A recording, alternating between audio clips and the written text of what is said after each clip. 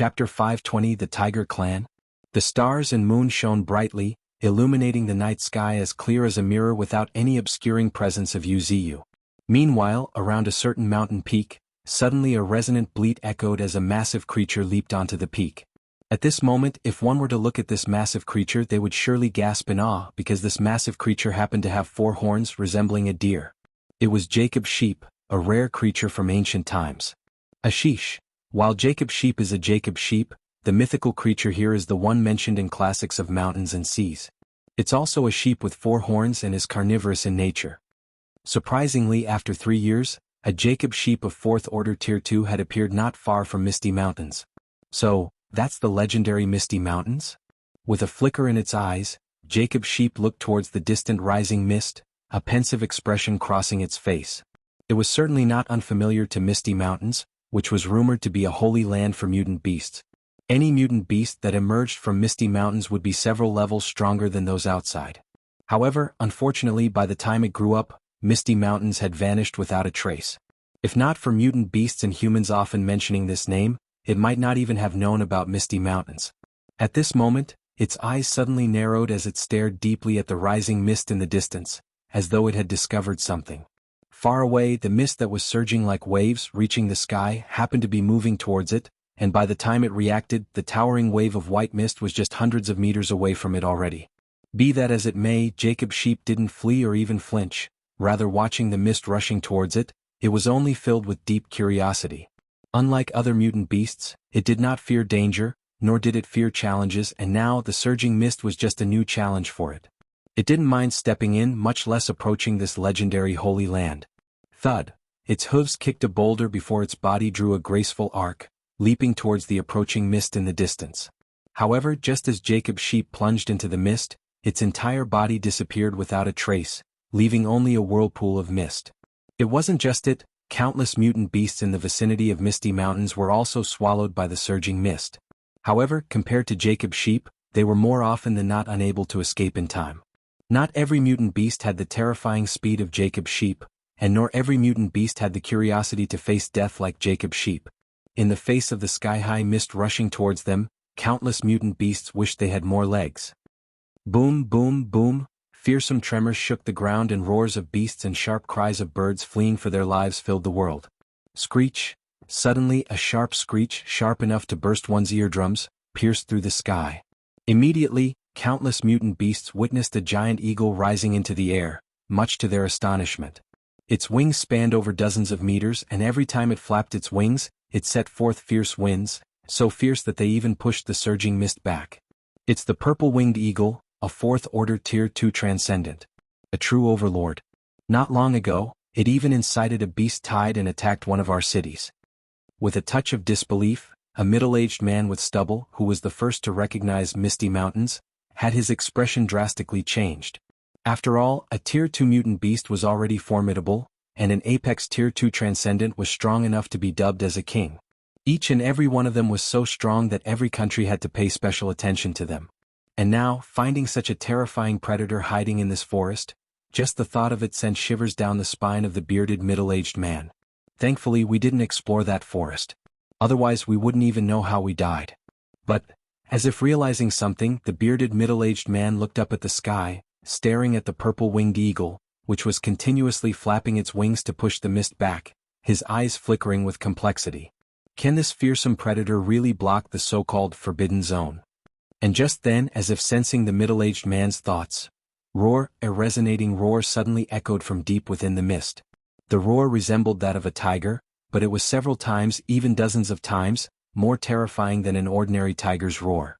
It pushed away the mist in its path, causing it to roll back as countless ripples spread out. And the very next moment, before the purple-winged eagle could show fear on its face, a hurricane manifested out of nowhere, transforming into a giant visible claw, reaching towards the sky. The giant claw, seemingly probing from the depths of the mist, stretched over 100 meters, going straight for the purple-winged eagle. The claw was extremely fast, too fast to even react. In a flash, the fearsome purple-winged eagle disappeared from the sight of countless mutant beasts without a trace. All that was left was countless purple feathers falling from the sky, stained with blood. At this moment, everyone with keen hearing heard faint crunching sounds of chewing coming from deep within the fog, which sent shivers down the spine. Meanwhile, deep within the mist, a giant white tiger with a pair of wings stood in the air, its mouth still stained with crimson blood. Where the heck did this idiot come from, actually daring to obstruct the expansion of our tiger clan? While speaking, the corners of White Tiger's lips curled up, revealing a disdainful sneer. However, anyone who knew White Tiger at this moment would surely understand that he was feeling inexplicably proud. Not only did he get to taste blood, but he also got to feast heartily. As far as White Tiger was concerned, it was a pretty nice gift. Of course, gifts were nothing more than gifts. Glancing at the mutant beasts not far away, unable to stop shaking, White Tiger declared with a chuckle, "From now on, you will be the subsidiary forces of our tiger clan." At this point, White Tiger glanced playfully at a strange creature with 4 horns, resembling a gazelle, and praised, "Little fellow, not bad. You dared to jump into the white mist voluntarily." Slightly stunned, Jacob Sheep couldn't help but gulp nervously, looking at the giant white tiger in the air. Curiosity aside, when faced with such terrifying mutant beasts, it would be false to say one wasn't afraid. Even someone as formidable as the purple-winged great eagle was devoured in a flash. Who knows how terrifying this white tiger is? What's more, staring fixedly behind White Tiger, the Jacob Sheep caught sight of fearsome tigers emerging steadily from the depths of the mist. Chapter 521, The Third Clan. In Misty Mountains, after the first clan, the Chimpanzee Clan, and the second clan, the Polar Bear Clan, the clan that was ranked third was known for being the most aggressive and fearsome was the Tiger Clan. Crowned as a king, White Tiger was currently referred to as the first king of the Tiger Clan. And the second king was the giant dark tiger, Shadow Tiger. This would be followed by Thorn's Pet Cat King, Blood Tiger King, and Humanoid Tiger as the third, fourth, and fifth kings respectively. And now, with heavy and resonating footsteps, one king after another emerged from the depths of the thick fog. They didn't utter a word, nor did they roar or growl. Despite that, their aura alone was enough to keep everyone rooted on their spot in terror. Each king was more terrifying than the other. The current 5 kings of the Tiger Clan were worlds apart from before. Apart from the first king and the second king, who have stepped into Tier 3, the other 3 kings were all 4th Order Tier 2 Transcendents. Compared to before, they could all be called Apex Transcendents. Moreover, the Tiger Clan excelled at combat. In the same tier, except for some exceptionally talented individuals, it was difficult for anyone to compete with them. In other words, even against Apex Tier 2 Transcendents, the 3 kings of the Tiger Clan could contend against a matchup of 1 against 2, or even against 3. This was testament to how terrifying the Tiger Clan of Misty Mountains was now. The increasingly heavy and resonating footsteps caused the very air to turn heavy.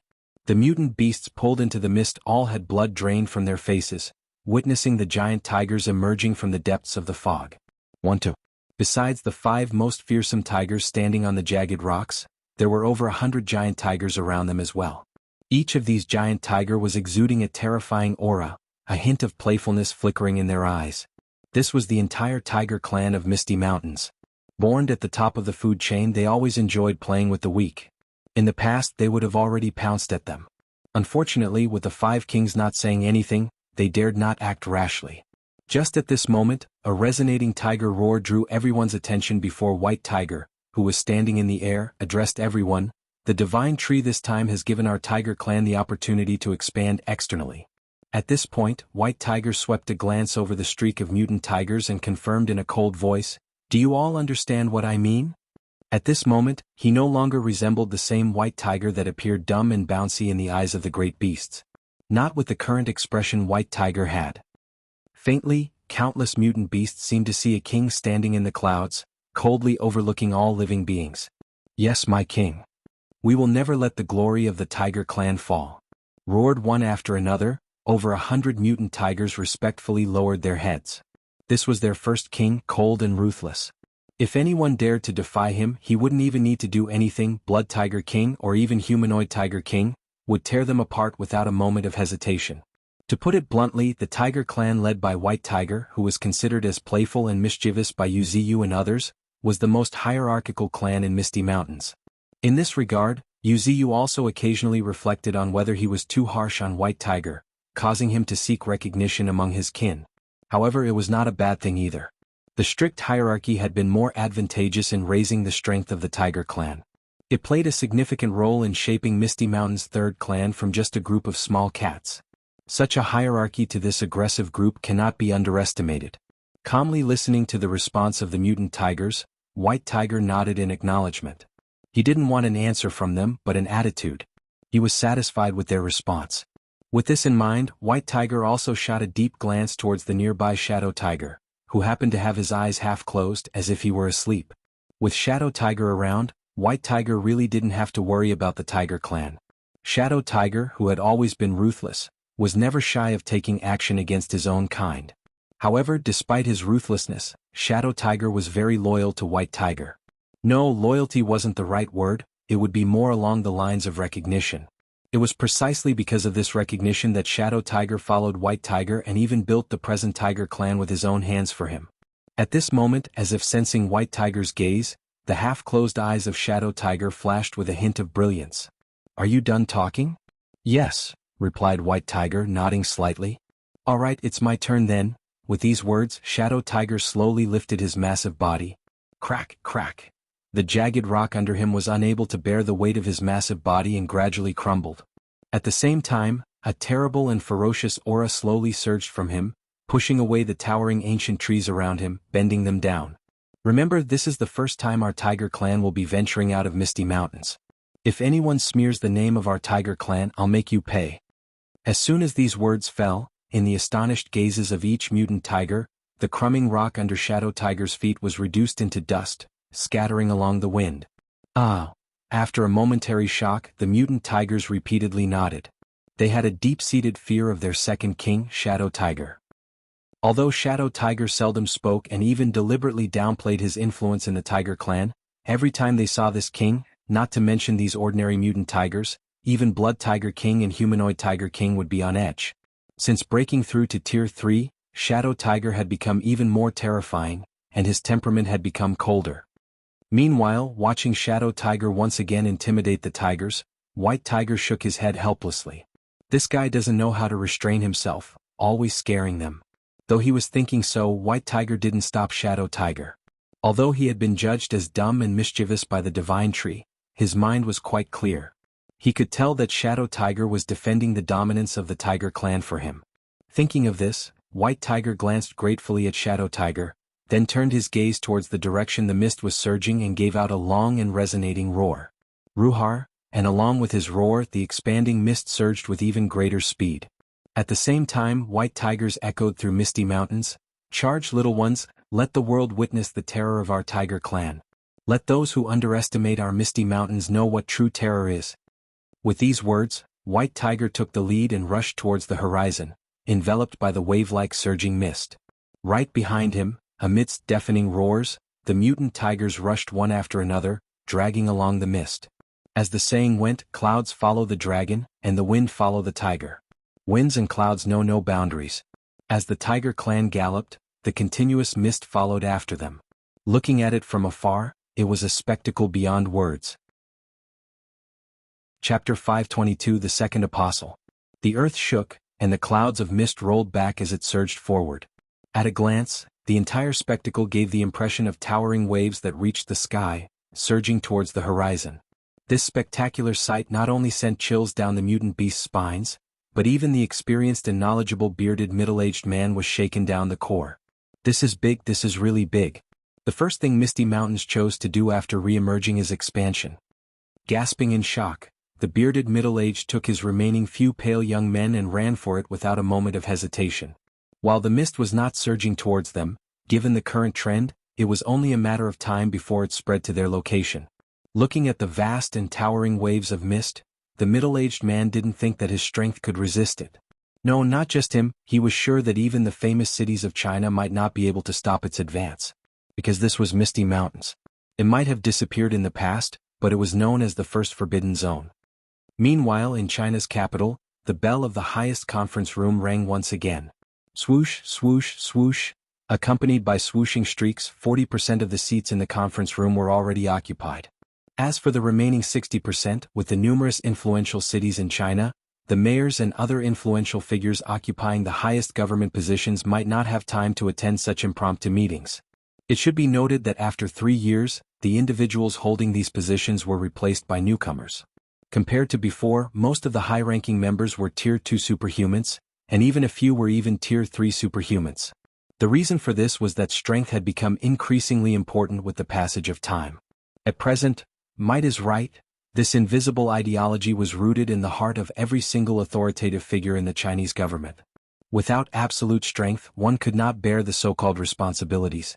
As for the old guards who held high positions, most of them willingly stepped down, allowing the talented successors of their families to take over. As for those few who clung to power, they had long been crushed by the current tides. At this moment, slowly raising his gaze and glancing over the figures already in their seats, the president of China, sitting at the top without any small talk, delivered a terrifying piece of news: Misty Mountains has returned. 4 simple words, but it caused very air to freeze. Everyone's expressions slightly changed, and some even had their pupils shrink to the size of needles. How is that possible? Suddenly, a voice broke the dead silence. Looking towards the source of the sound, it came from a young man with a rugged face and shoulder-length black hair. At this moment he appeared to be in disbelief. He was Berserk Warrior, one of the first generation's top 10 prodigies of China 3 years ago. Currently he was stationed at Beijing, serving as the capital's guardian. His strength alone placed him among the upper echelons of China. What's impossible? With a sigh, the middle-aged president sitting at the head position also felt helpless. The return of Misty Mountains is and has always been inevitable. It is just, I didn't expect it to happen at this critical moment. Speaking of this, the middle-aged president glanced at the distant horizon. In that direction was the White Dragon's lair. Compared to the return of Misty Mountains, he was more worried that the recent expedition to the White Dragon's lair would be affected. If they could successfully obtain the blood of a true dragon, he would soon no longer have to fear Misty Mountains. But for now, it was impossible. The 2 words, Misty Mountains, were like a heavy mountain pressing on their chest, making the entire nation feel suffocated. As a knowledgeable and experienced man, he had some understanding of the terrible nature of Misty Mountains. He believed that even in the previous era, the tree monster would have been called a monster. Meanwhile, hearing this news, several younger ones in attendance looked at each other. After a moment, a sharp-tongued among these young men suddenly stood up and spoke aloud. Things are different from before now. In these 3 years, our country has made tremendous progress, and given birth to many powerful superhumans. Let alone Misty Mountains that is out of touch with the times, even other forbidden zones have to be wary of us. The middle-aged president just listened quietly to this young man, and did not voice any opinion. He was Lightning Monkey, one of the 10 second-generation prodigies of China. Currently he was at 4th Order Tier 2, and because of his innate talent, even those of Tier 3 could not underestimate his combat strength. He has the right to be arrogant. Unfortunately, he has no idea what Misty Mountains truly means. With a wry smile, an old general was about to stand up, but right at this moment, as if sensing something, the faces of many high-ranking figures changed. It was because, at this moment, they discovered that a figure had intruded the highest conference room in the nation at some point. The figure was as slender as a willow branch, exuding an air of delicate fragility. It seemed as though even the gentlest breeze could sway her. Her long black hair cascaded down her back like a waterfall, reaching the length of her waist. She was adorned in a slightly translucent white robe, its fabric fluttering in harmony with her silky locks, casting an indescribable ethereal aura around her. "Who are you?" The Berserk Warrior asked with a hint of disbelief, with a drastic change in his expression. And not just him, but the other older figures, including the president sitting in the center seat, had their pupils shrunk the moment they laid eyes on this young girl. Because this young girl was none other than one of the 10 great prodigies of China 3 years ago, the most mysterious owl. However, 3 years ago she had disappeared without a trace while luring away the sea creatures. But now she was standing right before them, appearing out of thin air, much to everyone's disbelief and shock. Everyone had only one question boggling them: how? At that moment, upon hearing the voice of the Berserk Warrior, the girl standing quietly in the corner raised her eyebrows. She glanced around, a hint of mischief appearing on her face as she recognized some familiar faces in the crowd. But before anyone else could say anything, Lin Ziyu Owl was the first to break the silence. "In the name of the divine tree, I would like for everyone to settle down." Her faint voice, as usual, carried an indescribable etherealness, yet her sentence caused the entire office to turn pale. You've actually allied with Misty Mountains?"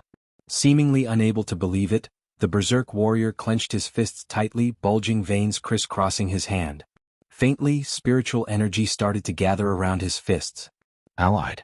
This question caused her to slightly squint her eyes, evoking the memories of the dark days she had endured over the past 3 years. Day after day of waiting, she was only met with disappointment. The so-called rescue never came. What was more terrifying was the abyssal prison where she was imprisoned. Located in the deepest part of Misty Mountains, it was devoid of any sunlight, and the air inside was incredibly stuffy. Every day was torturous and filled with despair. Many times she even contemplated committing suicide. But, in the end, she gave in because a figure had appeared by her side at some point. And by the time she realized the identity of that figure, it was too late. The tree monster, or rather the divine tree. An existence that shook the continent had taken on a human form and accompanied her patiently, ultimately making her submit. At that time, did she still have the right to refuse? She was just a young woman in dire straits, and someone had extended a hand to her. As long as she grasped that hand, she could escape the cage and return beneath the blue sky and white clouds. She had no other choice, or rather that was her only choice. After hesitating for several days, she voluntarily became an apostle of the divine tree. And now, as if responding to the girl's inner thoughts, a faint shimmer appeared at her brow, faintly revealing a blood-red pattern. The apostle's mark, belonging exclusively to apostles, could communicate with the divine tree to some extent. And she, Lin Ziyi, after the first apostle, the holy nun of Buddhism, Aisha, became the second apostle of the divine tree. Moreover, she had voluntarily become an apostle. To some extent, the apostle's mark did not affect her sanity. Until now, she remained the same as before. It was just that, compared to before, she had an indescribable connection with the divine tree. Chapter 523, The Legendary Spatial Innate Talent. Watching the complex expression on the girl's face, Berserk Warrior, who had once known her, couldn't help but angrily shout, "So you've really betrayed China?" Betrayal, perhaps. Lin Ziyu just curled her lips and didn't try to justify herself. Instead, she once again surveyed the crowd. Finally, her gaze settled on the middle-aged man at the center seat before she spoke in a resonant voice, "I'm just following orders. Whether you listen or not is up to." However, before Lin Ziyi could finish speaking, a thunderous shout rang out in the conference room, "You betrayed China and you dare to show up here?" At the same time, Lightning Monkey, who was known for his impulsive nature, had his fists clenched already. Asterisk boom. Asterisk then, with a deafening clap, he transformed into a bolt of lightning, charging towards Lin Ziyi. "Stop, Lightning Monkey." Amidst the alarmed cries, countless faces turned pale. Lin Ziyi may be small, but Misty Mountains behind her were not something China could afford to offend. Especially now, when Misty Mountains had just emerged and its power was at its peak. If they didn't want to be used as examples, they had to remain silent at this moment. However, Lightning Monkey didn't consider any of this. Despite his young age, he had made it to where he was today by being loyal and courageous. Now, upon hearing that a former prodigy had betrayed China, anger got the better of him. Not to mention, even if someone tried to stop him now, what good would it do? He was determined to follow through despite the consequences.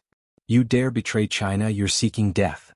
As he shouted in a thunderous voice, the lightning gathering in Lightning Monkey's hand was on the verge of materializing, illuminating the entire conference room. Asterisk boom. Asterisk, the entire conference room shook with a deafening clap. Even the conference room, built with the hardest metal in China, seemed unable to withstand Lightning Monkey's strength. Consequently, a wave of dust swept through the entire room along with the shockwave with speed visible to the naked eye. At the same time, a pit 3 meters deep entered everyone's sight. However, everyone's attention was currently focused on a figure not far away, amidst the dust and debris. Just like before, her dress was fluttering along the wind despite no wind. What was even more alarming was that her expression remained as calm as ever, like a deep pool whose depth could not be seen through. How is this possible? Seeming somewhat incredulous, Lightning Monkey's expression changed. He couldn't believe that his explosive punch was unable to even put a scratch on her, despite his extraordinary strength of 4th Order Tier 2. What kind of joke is this? With a thunderous roar, Lightning Monkey clenched his fists again. After a moment, his feet kicked the ground before his figure disappeared from the spot, leaving a trail of crackling lightning. By the time everyone reacted, Lightning Monkey had already arrived before Lin Ziyi. Lightning divine movement. Gasping in shock, many people looked at Lightning Monkey with a hint of horror in their eyes. The Lightning Divine movement happened to be a terrifying footwork. It was an extremely terrifying footwork which made its user move so quickly that each step seemed like teleportation. It was a terrifying combat technique that existed only in theory and had yet to be proven. However, Lightning Monkey was extraordinarily talented, and surprisingly learned this technique, even using it in actual combat. Now, when they looked at him, not to mention ordinary Tier 2 superhumans, even some Tier 3 superhumans couldn't help but squint their eyes. At this point, there was already no time to stop Lightning Monkey's attack. Discerning individuals could tell that there was something strange about Lin Ziyi. Lightning Monkey was strong, but it might be difficult to deal with Lin Ziyi. In this way, everyone was willing to let Lightning Monkey test Lin Ziyi's true strength. Like a bolt of lightning, Lightning Monkeys aimed another punch straight at Lin Ziyi's cheek. However, right then Lightning Monkey finally noticed that deep within Lin Ziyi's eyes was the same calmness as ever, much to his surprise. Even more frightening was that she hadn't even made any move yet. "Are you looking down on me?" Looking at this calm gaze, Lightning Monkey's anger soared to another level, causing the lightning glow around his fist to become brighter. The next moment, with a deafening clap, another lightning erupted, dyeing the conference hall in a bright azure color. In the eyes of many superhumans, the area centered around Lin Ziyi was filled with lightning. However, just at this moment, as if noticing something, the Berserk warrior's pupils suddenly contracted. "What's this?" The Berserk warrior looked at the area filled with lightning in somewhat of a disbelief, wearing a bewildered expression on his face. It was because, at this moment, a figure wearing a white shirt slowly walked out from the center of the area filled with lightning. Tap, tap, tap. With each step, she seemed to step on everyone's hearts. Even Lightning Monkey's face stiffened. "What? Why are you still fine?"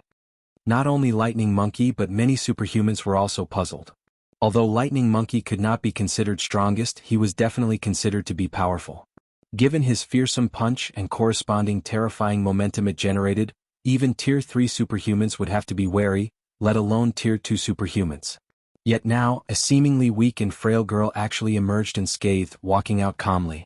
How is this possible? Everyone gawked at each other, wearing a perplexed look on their faces.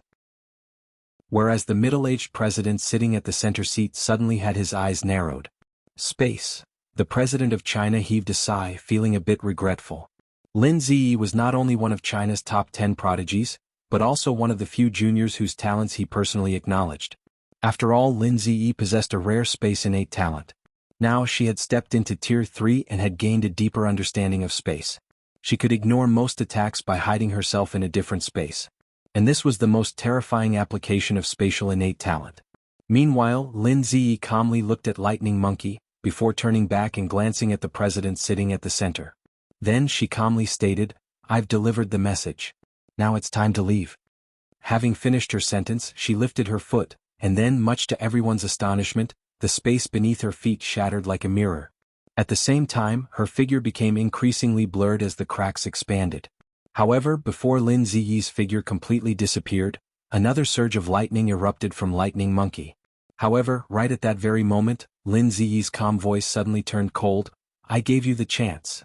Just as she spoke, a corner of the space suddenly shattered like a mirror, drawing an arc. At the same time, before many superhumans could react, a fountain of blood gushed out into the air. Meanwhile, looking at the source of the fountain of blood, everyone was shocked to find his right arm missing, with no trace of it anywhere. Chapter 524 Aisha? Shortly after that, crossing the space in a single step, a slender figure slowly emerged near a towering tree covering the sky. "I've delivered your message, Divine Tree." And, nodding his acknowledgement, Yu Ziyu gazed at the girl with a hint of satisfaction. Lin Ziyi, possessing the legendary spatial innate talent, she was not only the second apostle under Yu Ziyu but also one of the terrifying figures bearing the title of Heaven's Lair in Skynet built by Ling Air. In recent years, some geniuses had quietly disappeared among both humans and mutant beasts, and Lin Ziyi's shadow could be found behind their disappearance. However, Lin Ziyi had long been indifferent to all of this. She only followed Yu Ziyu's orders to the dot, without considering anything else. No one knew how she spent her days in the abyssal prison, nor did they know what she had endured. Now she only cherished the days under the blue sky and white clouds. Furthermore, Yu Ziyu treated her well. Not only did he guide her in cultivation, but he also provided her with precious cultivation resources. Without his help, it would have been difficult for her to step into Tier 3. As a matter of fact, breaking through with the spatial innate talent was immensely difficult. To a certain extent, it could be said that her breakthrough to Tier 3 was no less significant than other transcendents joining the realm of Sovereign in Tier 3. And it was because the spatial innate talent was extremely terrifying. Just like how Lightning Monkey failed to do anything to her, despite the fact that she didn't do anything, very few peers could harm her. Not to mention the fact that thanks to her spatial innate talent, her offense was also terrifying. Time is king, space is honored, destiny is inescapable, and causality reigns supreme. These words were not just empty talk. Even though Lin Ziyi's spatial innate talent was just an insignificant branch of spatial innate talent, it couldn't be underestimated. At the very least, Yu Ziyu could say for sure that if Lin Ziyi were to break through to Tier 4, even he would find it difficult to deal with her, even with his extensive range of abilities. Of course, the difficulty of Lin Ziyi breaking through to Tier 4 was no less than Yu Ziyu breaking through to Tier 5. This was the greatest drawback of such terrifying talents. In this regard, even Aurora also felt the same way. As someone who wielded the power of time to some extent, breaking through to Tier 3 was also immensely difficult for her. At this moment, after briefly giving a rundown of what went down at the capital, a hint of hesitation appeared on Lin Ziyi's face. "What's wrong, Ziyi?" Yu Ziyu asked immediately, sensing Lin Ziyi's hesitation. "Master," calling out, Lin Ziyi voiced her concern. "Master, from my observation, the current China is far different from before. As far as I can tell, there are 4 Tier 3 superhumans just in the capital." 4. Murmuring to himself, Yu Ziyu's eyes couldn't help but flicker. In fact, powerful transcendents had emerged one after another like bamboo shoots after rain in these 3 years. Unfortunately, without the appearance of a Tier 4 transcendent, it would be impossible to shake Yu Ziyu off his throne. Moreover, even if Tier 4 transcendents were born, if Yu Ziyu wanted to suppress them, they wouldn't be able to escape. The current Yu Ziyu has built a strong and robust foundation. With his formidable strength, he truly dominated the world. However, Yu Ziyu was accustomed to biding his time and keeping a low profile. Moreover, over the past 3 years he had been constantly exploring deep space and uncovering the unknowns of this world, so he rarely made a real move. Taking a deep breath, Yu Ziyu glanced at the concerned Lin Ziyi and took the initiative to speak to her. "Rest assured, China poses no threat to me." Saying so, Yu Ziyu suddenly lifted his gaze upward, looking towards the horizon. If anyone could follow Yu Ziyu's line of sight, they would surely see clusters of spiritual flames rising at the end of the horizon. And this was the world in Yu Ziyu's eyes. With his current perception, he could clearly sense the presence of powerful transcendents from nearly half of the continent. Those rising spiritual flames were individuals with massive and fearsome spiritual energy, so majestic and fearsome that they were difficult to contain, revealing their presence. At present, Yu Ziyu had already detected the presence of at least 30 to 40 Tier 3 transcendents. Among them, the most powerful ones possessed 6 to 7 million spiritual energy, making them no less inferior to 9 tails. That direction should be the direction of the White Dragon's lair and the Ghost Domain. Muttering to himself, a playful expression appeared on Yu Ziyu's face. Considering the presence of so many powerful transcendents, it is indeed worthy of being classified as a newly emerging forbidden zone. Compared to these powerful creatures, those guys in the depths of China with only 2 to 3 million spiritual energy are really nothing. In terms of combat power, humans except for Ling Air have merely reached the realm of Monarch in Tier 3. Whereas there are mutant beasts who have entered the realm of Kings and even realm of Sovereign. It's quite evident how terrifying the evolution of mutant beasts has been. At this moment, as if having recalled something, Yu Ziyu's gaze shifted to the nearby Lin Ziyi beside him as he instructed. "In the near future, if you're free, you can go in the southwest direction." "The southwest direction?" Lin Ziyi was slightly puzzled. "Yes, the southwest direction." Emphasizing once again, Yu Ziyu looked towards the southwest direction of the continent. In the distant horizon, there was a figure waiting quietly. "Aisha and Asian needs your help." "Okay." Nodding slightly her acknowledgement, Lin Ziyi readily accepted the command. She was naturally not unfamiliar with Aisha. Aisha was the first apostle under Yu Ziyu's command, and also the most mysterious woman in Misty Mountains. To a certain extent, she was even more mysterious than Qing Er. If Aisha needed help, she would not hesitate. And just at this moment, in a certain place deep within the alliance of Southeast Asian nations, a woman wearing a purple veil was sitting cross-legged quietly. However, in the next moment, as if sensing something, the woman's lips curled slightly. "Z is coming, huh?" muttering to herself. A hint of indescribable joy appeared in the depths of the woman's eyes. Now she was alone and lacked manpower. If Ziyi joined her, it would also be beneficial to her plans in the future. Unfortunately, Master has been silent for the past 3 years, and missed the best opportunity to subdue ASEAN. This has ultimately allowed ASEAN to grow stronger. Thinking of this, Aisha couldn't help but recall the scene that day, when the brilliance of the Buddha shone in the depths of the head temples, as if the gods had descended. Those fellows who shouldn't have existed in this era finally arrived through the method of reincarnation. Chapter 525 Human-Faced Beast and Human-Faced Spider. While Yu Ziyu was making the clandestine arrangements in the periphery of Misty Mountains, the surging mist, continuously crashing outward, finally came to a halt. This was because at this moment the wildly expanding fog had reached a place it shouldn't have. The Hengduan Mountains, that was its name before the resurgence of spiritual energy. Now people refer to it as Steel World. It was a strange and terrifying place. According to legend, there were various rare metals here. And these metals appeared in 7 colors: red, orange, yellow, green, blue, indigo, and violet. However, that wasn't the important part. The crucial fact was that these metals nurtured life.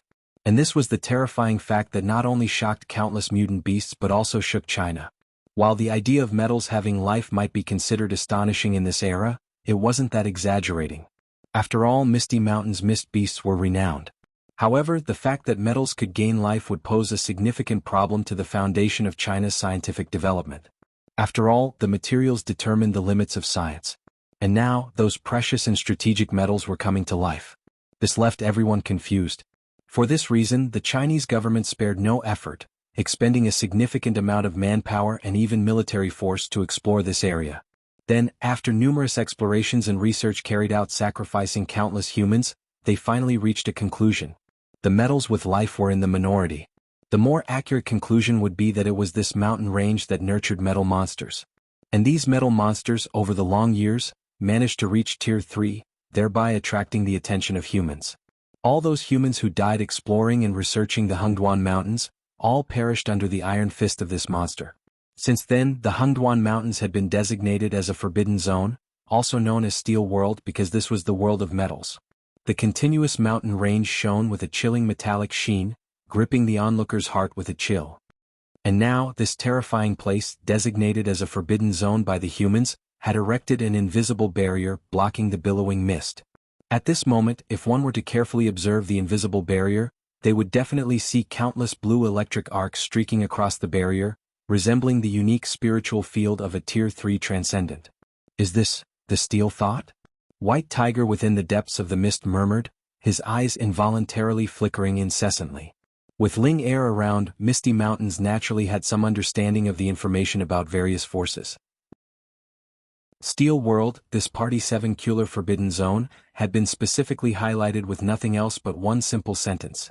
Steel World may very well have an elemental life form.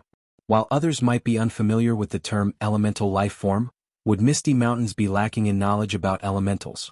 Qinggang bearing the name Earth. Little White bearing the name Extreme Cold. They were elemental life forms that had shown what true terror meant more than once.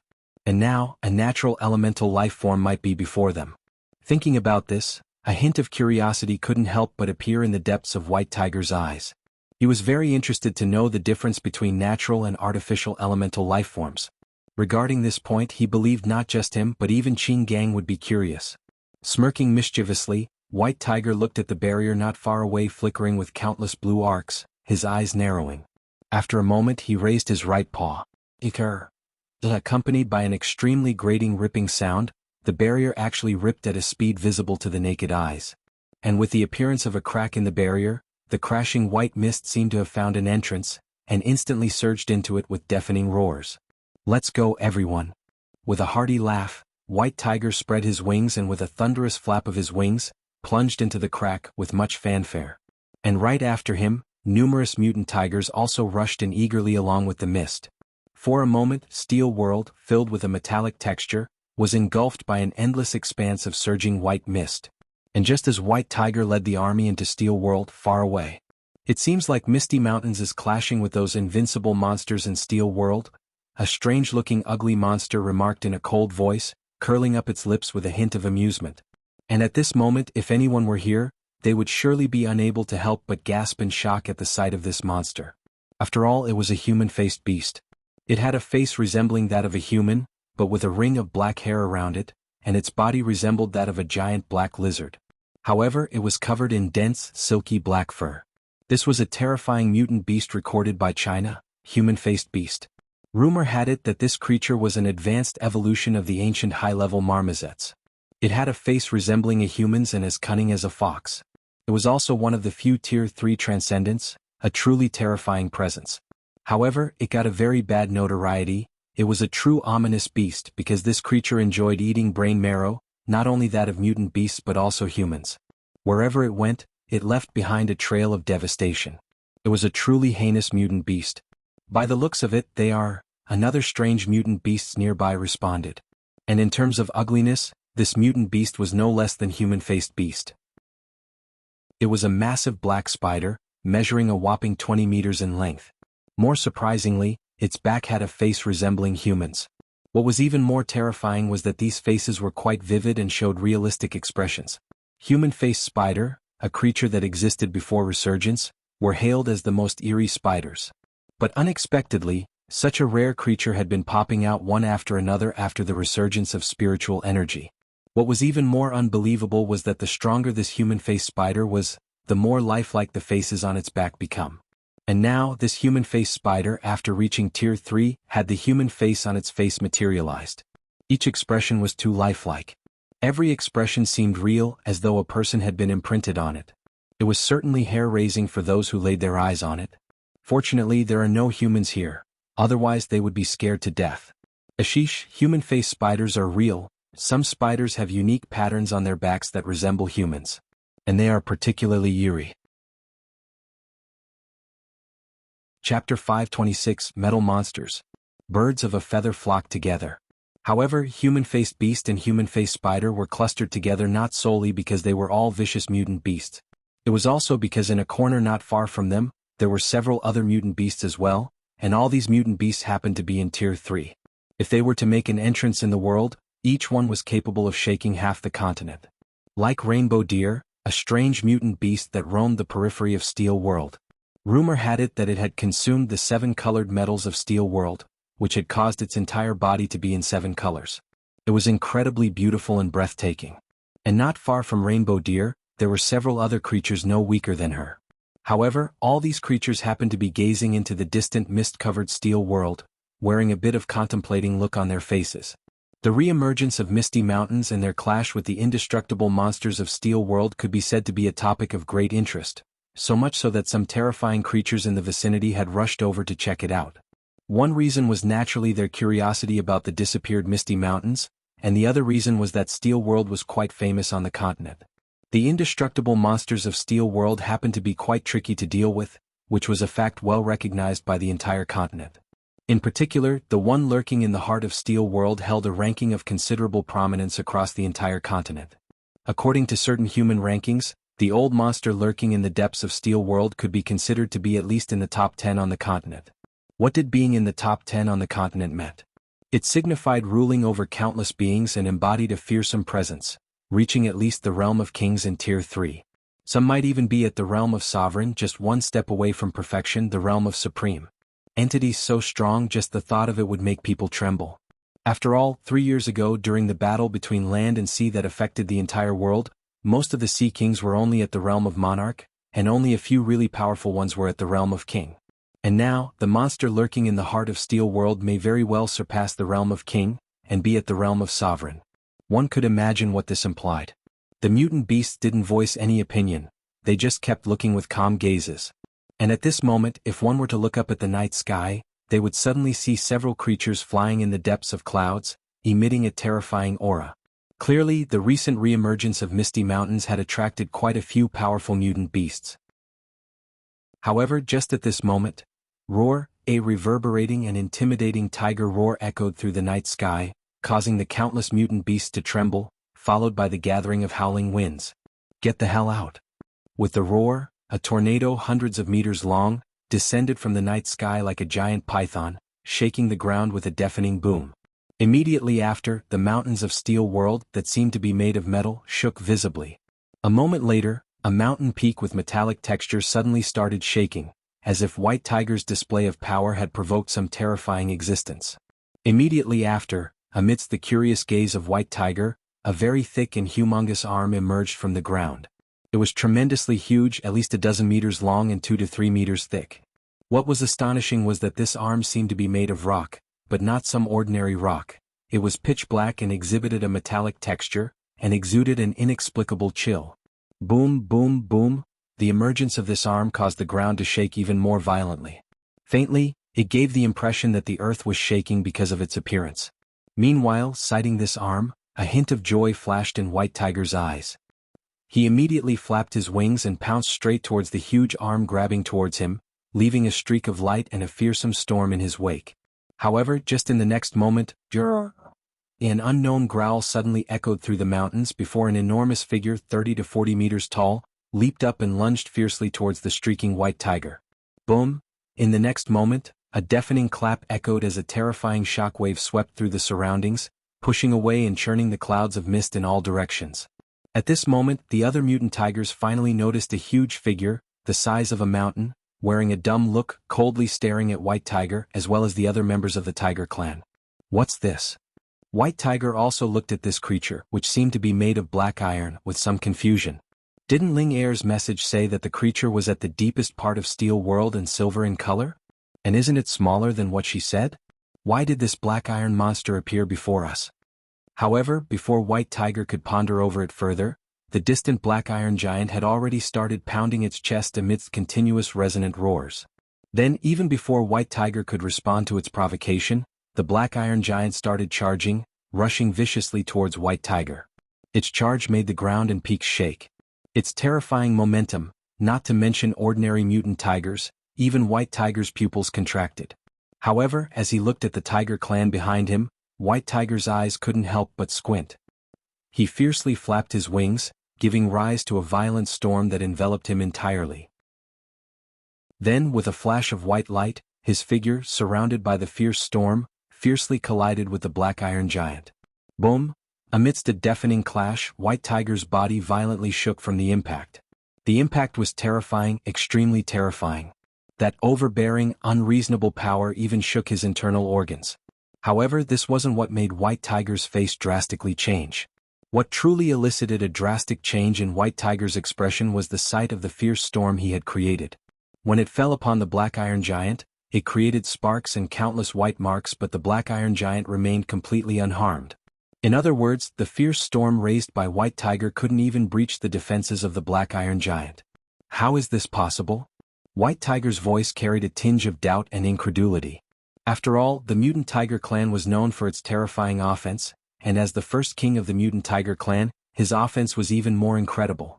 Yet facing this black iron monster that had appeared out of nowhere, White Tiger couldn't even break through its defense.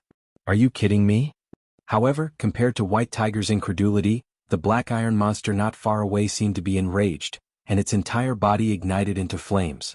And along with this, an overwhelming vicious aura filled the air. Grr! Another incomprehensible growl echoed from it, but it elicited even more growls. Growling, growling, growling.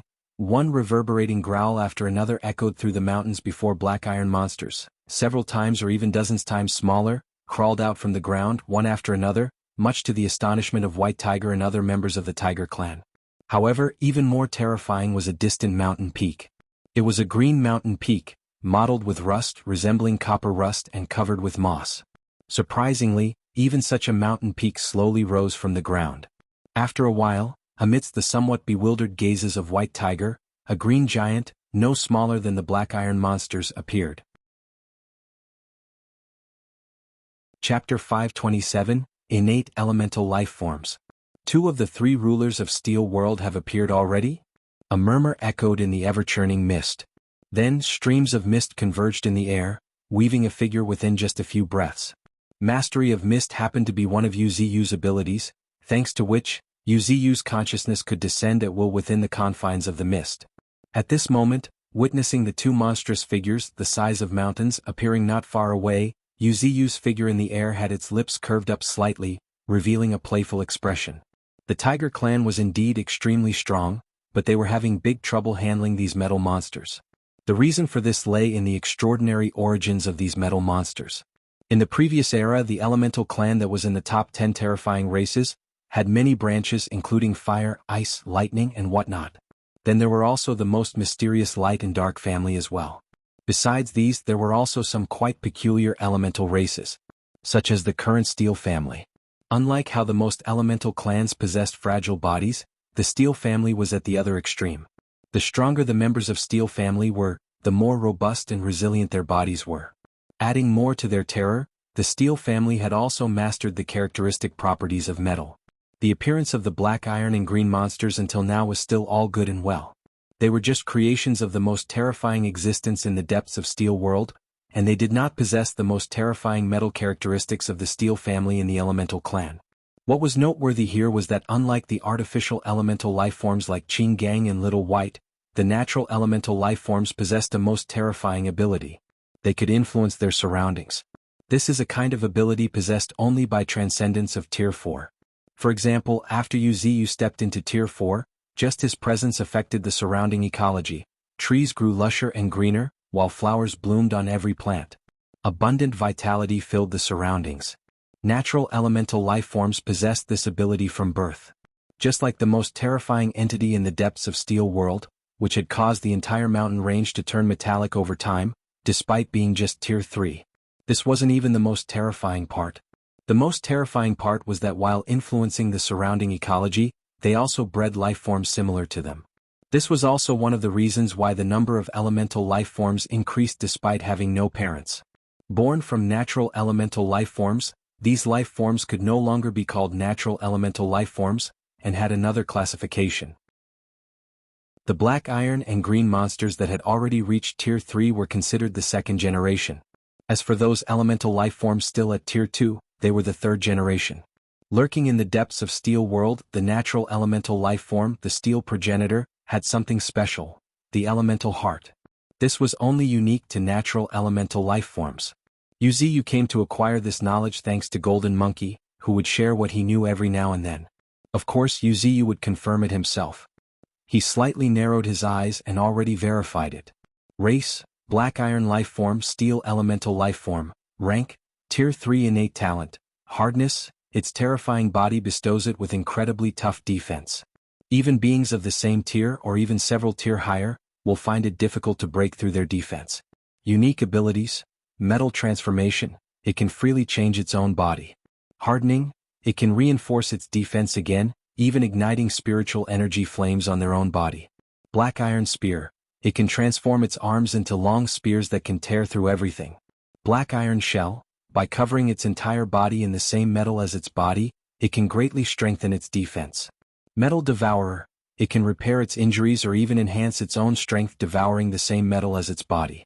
After going through the details of the black iron monster, Wuxia silently mourned for White Tiger for 3 seconds. White Tiger was indeed unlucky for him to run into such a tough opponent just after stepping out of Misty Mountains. Judging by the status screen alone, it was loud and clear that it was not something White Tiger could handle. After all, the land where the black iron monster resided was transformed into endless black iron, which made it almost indestructible on this vast land. Furthermore, its defense was absolutely terrifying. White Tiger felt like banging his head against a wall. Just then, as if noticing something, Wuxia's lips curled slightly. In his gaze, White Tiger, who had fiercely collided with the black iron giant, had his facial features twisted into a complex look, panged with a hint of resentment as well as regret. What the hell is this creature, damn it? Roaring in his heart, White Tiger looked at the 2-meter-long wound he had just torn open on the metal monster's body. Seeing it healing at a visible speed, a look of despair appeared on his face. Are you kidding me? It already possesses such a terrifying defense, and yet its recovery is even more terrifying than its defense? With his heart in complete turmoil, White Tiger gritted his teeth and charged at the metal monster again. Boom! Accompanied by a deafening clap, White Tiger's claw, entwined with a fearsome storm, struck the black iron monster. White Tiger's attack left a deep white laceration on the black iron monster, and faintly, he could even see profound blackness in the depths of the wound. And that happened to be the true body of the black iron monster. Although White Tiger was silly, his combat awareness was no way ordinary. After a few clashes, White Tiger realized that the black iron monster had something inside. Therefore, he tried his best to tear apart the black iron monster's defense to attack its true body hidden under the shell. However, the defense of the black iron monster was too terrifying, and only by exerting full force could he tear open a gap. When White Tiger wanted to attack again, the gap had already begun to heal. Damn it! Looking at the healing gap, White Tiger felt helpless. At this moment, as if thinking of something, White Tiger also glanced around, and as he had expected, the entire Tiger clan was in trouble. Although these black iron monsters were cumbersome, their defenses were truly insurmountable. So much so that the mutant tigers chose to gang up on them. Yet, if they got accidentally hit by those small black iron monsters, their terrifying power would shake the members of the Tiger clan down to their bones. Some couldn't even get up for half a day. Fortunately, the second king, Shadow Tiger, split into 4 shadows to alleviate much of the pressure on the Tiger clan. Meanwhile, his true body leaped out to intercept the nearby approaching cyan monster. Meanwhile, Yuziyu, who was sneaking a look at the battlefield, chose not to intervene. Even the approaching Qing gang, Little White, and the others also quietly restrained their breath. One reason was naturally that they were enjoying watching White Tiger suffer for a while, and the other reason was that they were simply waiting. They had long sensed that many powerful entities had arrived around them, watching the battle. And these powerful entities were the true prey they were waiting for. As for the natural elemental life form in the deepest part, it would naturally be left to their master, the Divine Tree. The master had been silent for too long. Taking down an elemental monster that might have reached the realm of sovereigns was enough to once again intimidate the others. Qing gang, Little White, and the others were also curious about how terrifying their master was when he truly made a move. After all, up to now they had not witnessed their master taking real action. Chapter 528, Death Trap. Rock and Ice. The roar and growls echoed unabated as the battle raged on. Looking up, the far-off steel world had already turned into a true battlefield. Fierce winds as sharp as blades howled, storming across the sky. And on the ground, a monstrous black creature, resembling a mountain, beat its chest and roared to the sky. However, compared to the battle between these two, another confrontation, far more brutal than this, was taking place in the distance. Ruhar. Amidst deafening, resonant roars, shadows kept converging from all sides. Shadow Tiger's claw carried such terrifying corrosive force that every time it struck the green monster it made grating, crackling sounds. Even the defense of the green monster couldn't hold up. Jurr. Though the green monster let out an incomprehensible resonant roar, staring at the nearby Shadow Tiger with an overwhelming bloodlust surging from it. Unlike the terrifying defense of the black iron monster, the body of the greenish-green monster was as tough as bronze, possessing an indescribable ductility. Swish, swish. Its huge arms moved like giant pythons, and every now and then, a long whip would shoot out from its body, instantly attacking Shadow Tiger. Nonetheless, Shadow Tiger remained unfazed and only gave a cold snort in response, before slowly opening its gaping maws. Ruhar. The next moment, a mass of black energy, dark and icy, giving a sinistrous feeling, started gathering in its throat. The dark energy ball possessed an extremely terrifying corrosive power and was the most fearsome move of Shadow Tiger after reaching Tier 3. Boom! With a deafening roar, the basketball-sized black energy ball shot towards the green monster. What made the black energy ball really terrifying was that the moment it collided with the green monster it suddenly exploded, instantly engulfing the green monster. At the same time, a painful and heart-wrenching cry echoed through the sky. On the other side, witnessing the glorious achievement of Shadow Tiger, White Tiger also let out a deep sigh of relief. While he might not have had a way to deal with the black iron monster before, he had found a means to restrain this black iron monster. With this thought in mind, White Tiger's glabella faintly shimmered as the half-opened golden vertical pupil slowly opened. Immediately afterward, go to hell. With a roar, a golden beam of light tore through the night sky and shot straight towards the black iron monster. The golden beam instantly pierced through the black iron monster with a deafening explosion, revealing a bowl-sized hole, much to White Tiger's delight. Incredible! White Tiger exclaimed in a pleasantly surprised voice, secretly amazed at the terrifying power of the heavenly. Its power is truly impressive, well worthy of a treasure recognized by the Divine Tree. This is also when it has only reached the 2nd level. If it's cultivated to the 4th level, it would develop into a heavenly Dao Eye. At that point, it might truly be able to see through everything. Of course, White Tiger only quickly pondered over the possibility. The battle was not over yet, a heated one where he had to give his all to truly win. However, what White Tiger and even Shadow Tiger didn't know was that while the Black Iron Monster and the Green Monster were injured, in the depths of Steel World, Ruhar. Suddenly, a deafening resonant roar as if coming straight from ancient times, suddenly erupted from the depths of the ground. At the same time, in the deepest part of the earth, in an underground cavern filled with an enormous pool of red-hot magma, with black fumes rising everywhere, an enormous red-hot figure, resembling a mountain range, slowly emerged from the magma. Here comes another group of fools who don't know any better. As a murmur echoed through the underground caverns, followed by an incredibly majestic aura filling the air. "You've finally awakened, ha!" Smiling in his heart, Yuziyu, who had been quietly watching the battle, also turned his gaze to the depths of Steel World. This was where the real star of the show was. As for the Black Iron Monster and the Green Monster, although they were troublesome, if targeted methods were used, White Tiger and Shadow Tiger could still grind them to death. After all, they were single-handedly cultivated by Yuziyu. Their combat power was unquestionable. Unfortunately, they happened to run into tough opponents as soon as they made an entrance into the world. Elemental creatures like these were considered one of the most troublesome creatures in the myriad races. As strong as White Tiger and Shadow Tiger were, they were still bitterly struggling against them. However, it was just a bit of a hiccup, nothing more. Meanwhile, outside Steel World, mutant beasts lurking in the shadows had their eyes widened in shock. "Are you sure we should intervene?" Voicing its doubts, the ugly monster human-faced beast shrank its neck. As Tier 3 Transcendence, the clash of White Tiger and the indestructible monster of Steel World was too appalling, leveling the area for kilometers.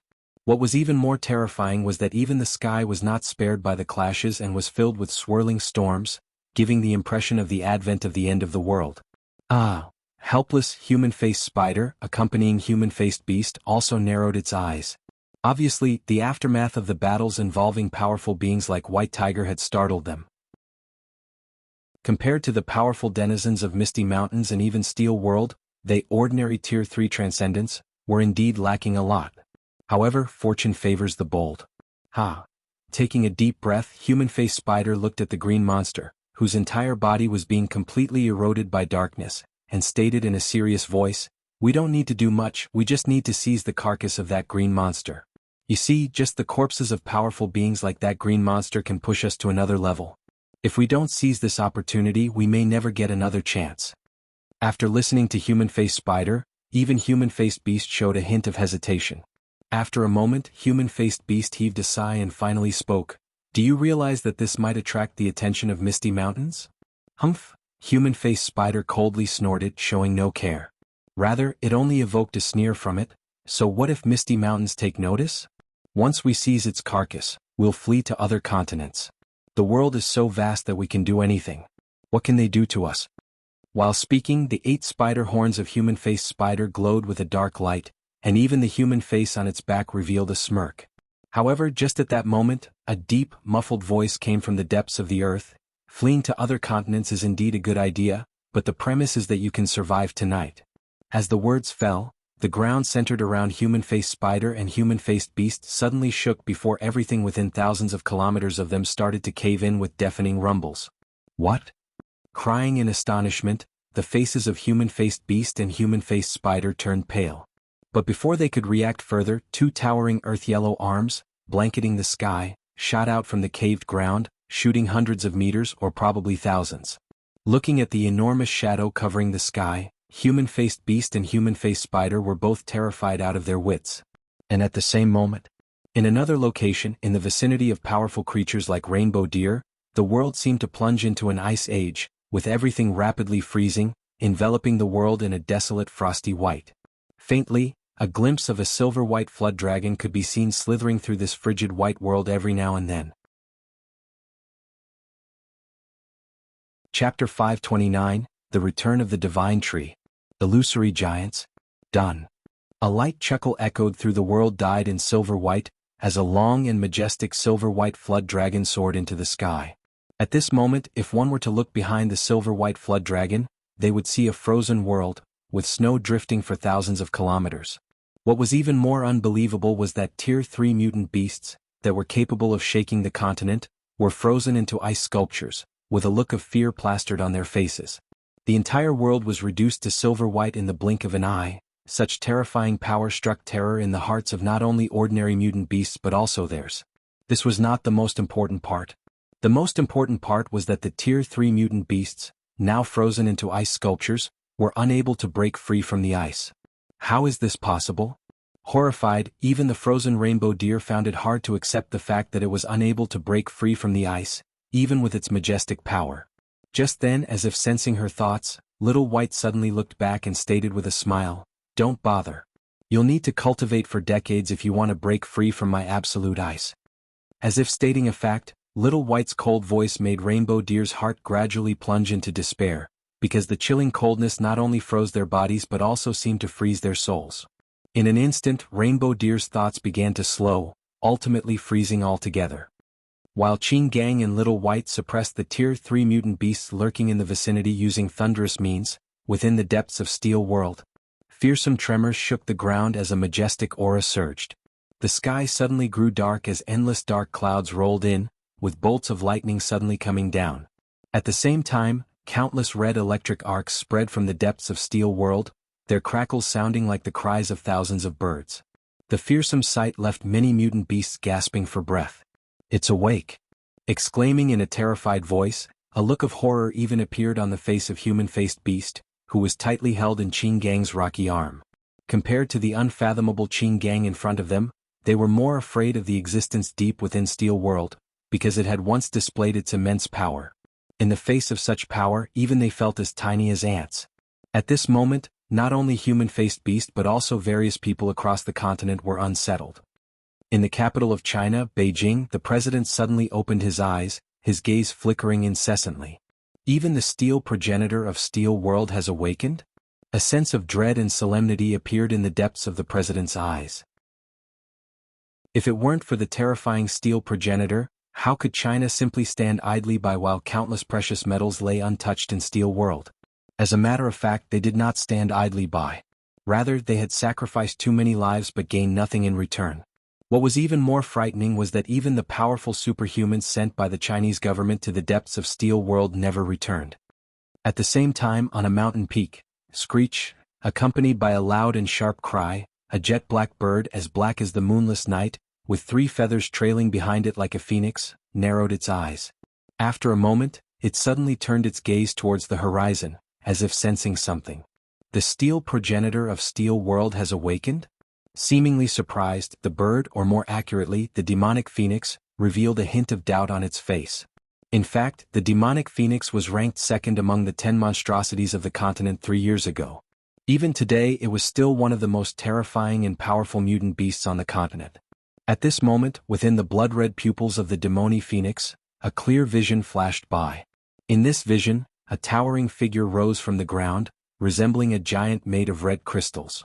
Although this figure was terrifying, the demonic phoenix was more concerned about another illusory figure, with willow branches continuously weaving in the sky, seemingly sealing off half of the sky, and a thick trunk that seemed to support the entire world, majestic and towering. "The tree monster!" Exclaiming in a solemn voice, the demonic phoenix couldn't help but gasp sharply. "Encountering the steel progenitor is bad enough, and now I have to face that monster city?" Feeling horrified, the demonic phoenix immediately averted its gaze. Entities like the tree monster would certainly notice if observed for long enough. More importantly, it just used its power of foresight to see the future. If the tree monster decided to look into it, it could even track down its existence.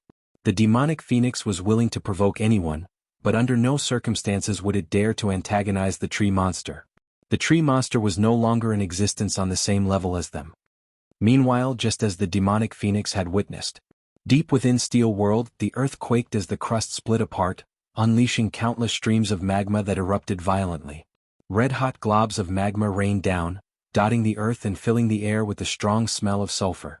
Amidst this hellish scene, a red-hot figure resembling a mountain slowly crawled out.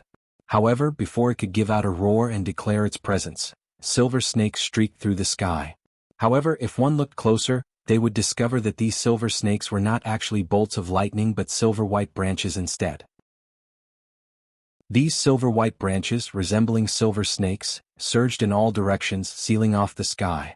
And right at that very instant, countless mutant beasts in the vicinity discovered a vague titanic figure manifesting within the dense mist, much to their astonishment. Compared to the immense size of this figure, the steel progenitor, which stood as tall as a mountain, appeared too small. What was even more terrifying was that the vague figure within the dense fog was growing at a frightening speed. What's that? Bewildered, the towering giant that had crawled out from the depths of the earth also froze in shock. It was horrified, the sheer terror it felt could not be described in words alone. At the sight of this figure, a sense of insignificance welled up within it. How is this possible? Even the unfathomable demonic phoenix couldn't exert such pressure on me. However, after a moment, as if realizing something, its face suddenly changed drastically as a look of horror appeared in the depths of its eyes. Tree. Monster? Its incredulous shout echoed like a thunderclap, shaking the sky and the ground. At this moment, seemingly in response to this towering giant, the mist swirling across the sky suddenly rolled back, vaguely revealing a part of the towering trunk. However, just that section of the trunk shook the countless mutant beasts to the core. The trunk resembled a dragon, soaring straight into the sky. It was so huge that just one glance was not enough to gauge its height. It felt like it was connected straight to the starry sky. Slowly raising their gazes, the mutant beasts also saw that every inch of the enormous tree was glowing, exuding a majestic sanctity. However, this wasn't all. Seemingly intending to display its current power, a phantom appeared behind this towering tree. Compared to its true body, this phantom appeared several times larger, like a towering tree that had been magnified many folds. Yu's true body was already terrifying, but after being magnified several times, it became even more towering. At this moment, not only the steel progenitor but also the powerful entities hidden across the continent fell silent. They all stared fixedly at the distant horizon, where under the starry sky, the most dazzling yet obscure silhouette of the towering tree appeared. I have returned. A voice spoke. It was like the voice of God descending on earth. It carried an indescribably dignity and it echoed through the world. Chapter 530 Meteor descends. Destroying heaven and earth. I have returned. Simple as it may be, this sentence reverberated like thunder, because this sentence wasn't just spoken to one person or one mutant beast. It was more like addressing the entire world. It was like an announcement telling the entire world that he had returned. And the very moment Wuxia announced his return, roars erupted one after another as thousands of mutant beasts emerged from the dense mist. And standing at the forefront of this horde of mutant beasts were figures towering like mountains, with some even taking humanoid forms. They were King Kongs, the kings of the strongest clan of Misty Mountains. Each one of them was a terrifying fourth-order Tier 2 transcendent, with some even reaching Tier 3. Not far from them stood huge white bears, standing 3 to 4 meters tall, roaring towards the sky. They were from the Polar Bear clan, the second strongest clan of Misty Mountains. In another direction, dozens of strange mutant beasts also appeared, completely different from these two terrifying clans. One of them bore some resemblance to the mutant horse, but it had a pitch-black horn on its head. It was Dream Beast, the first mutant beast to voluntarily follow Wuxia after he broke through to Tier 4. Now, he was one of the 108 generals under Wuxia's command, the first general. As for the other mutant beasts beside him, they were the other generals under Wuxia's command. Currently, only 42 of the 108 positions had been filled, not because there were few mutant beasts and humans willing to join Misty Mountains, but because very few met the requirements to become one of the 108 generals.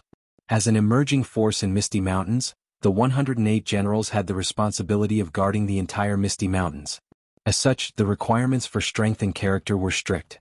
Every member's admission had to undergo rigorous selection. As a result, it was naturally difficult to fill all 108 positions. At this moment, these mutant beasts that had emerged from the thick fog paid no attention to the horrified and dumbstruck gazes of other mutant beasts. Instead, they turned around and respectfully greeted, looking towards the towering tree shadow. We pay our respects to the divine tree. Their unanimous greetings were like waves rising one after another, truly shaking this entire world. And Wuxia slightly nodded in response before his pupils constricted, glancing deeply at the figure with bloodshot eyes not far away. It was as tall as a mountain, no, to be more accurate, it should be a mountain range standing upright. It was red and hot, so hot that it was almost translucent. One could even vaguely see a flame burning in the chest of this strange creature. It was the elemental heart, a treasure unique to natural elemental life forms. Even in the previous era, elemental life forms with elemental hearts were very rare, and each one was extremely precious within their clans. Just like the Three Eyes clan's heavenly eye, the elemental heart was an innate supreme treasure. Yuziyu's eyes narrowed slightly, and saw what he wanted to see. Elemental heart. As the supreme treasure of the elemental clan, it is capable of assimilating other elements into steel element, and even influencing the local terrain to turn it into a mountain range. Additionally, the elemental heart can also, to a certain extent, create clan members. After going through the description, Yuziyu was a bit taken aback. It's well worthy of being the supreme treasure of the elemental clan. Its abilities are unquestionable. No wonder Golden Monkey stressed that it's very precious and must be obtained.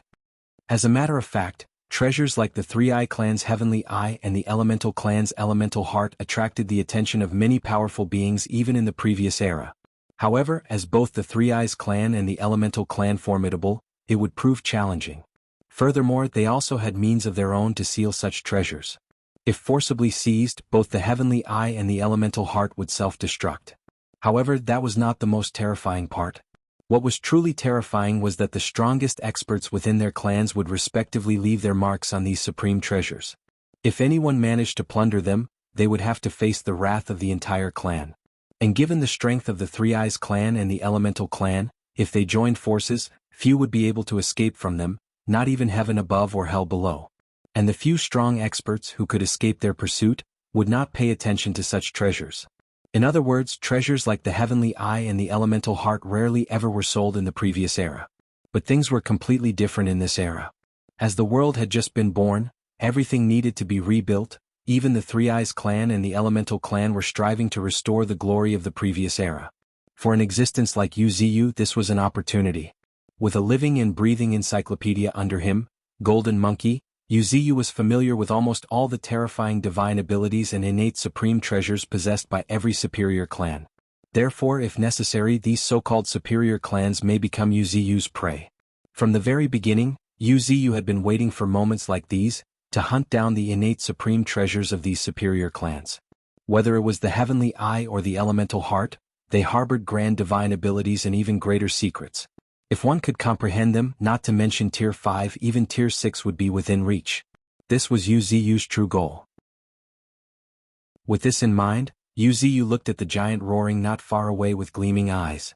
At this moment, the crystalline red giant, the steel progenitor, seemed to have noticed the killing intent in Yuziyu's gaze and chose to go all out. Given its fearsome strength, it naturally noticed the killing intent flickering in Yuziyu's gaze. In light of this, begging for mercy was out of the question. Only struggle and resistance offered a glimmer of hope. Steel domain. As it roared, the ground around the steel progenitor started to turn into metal.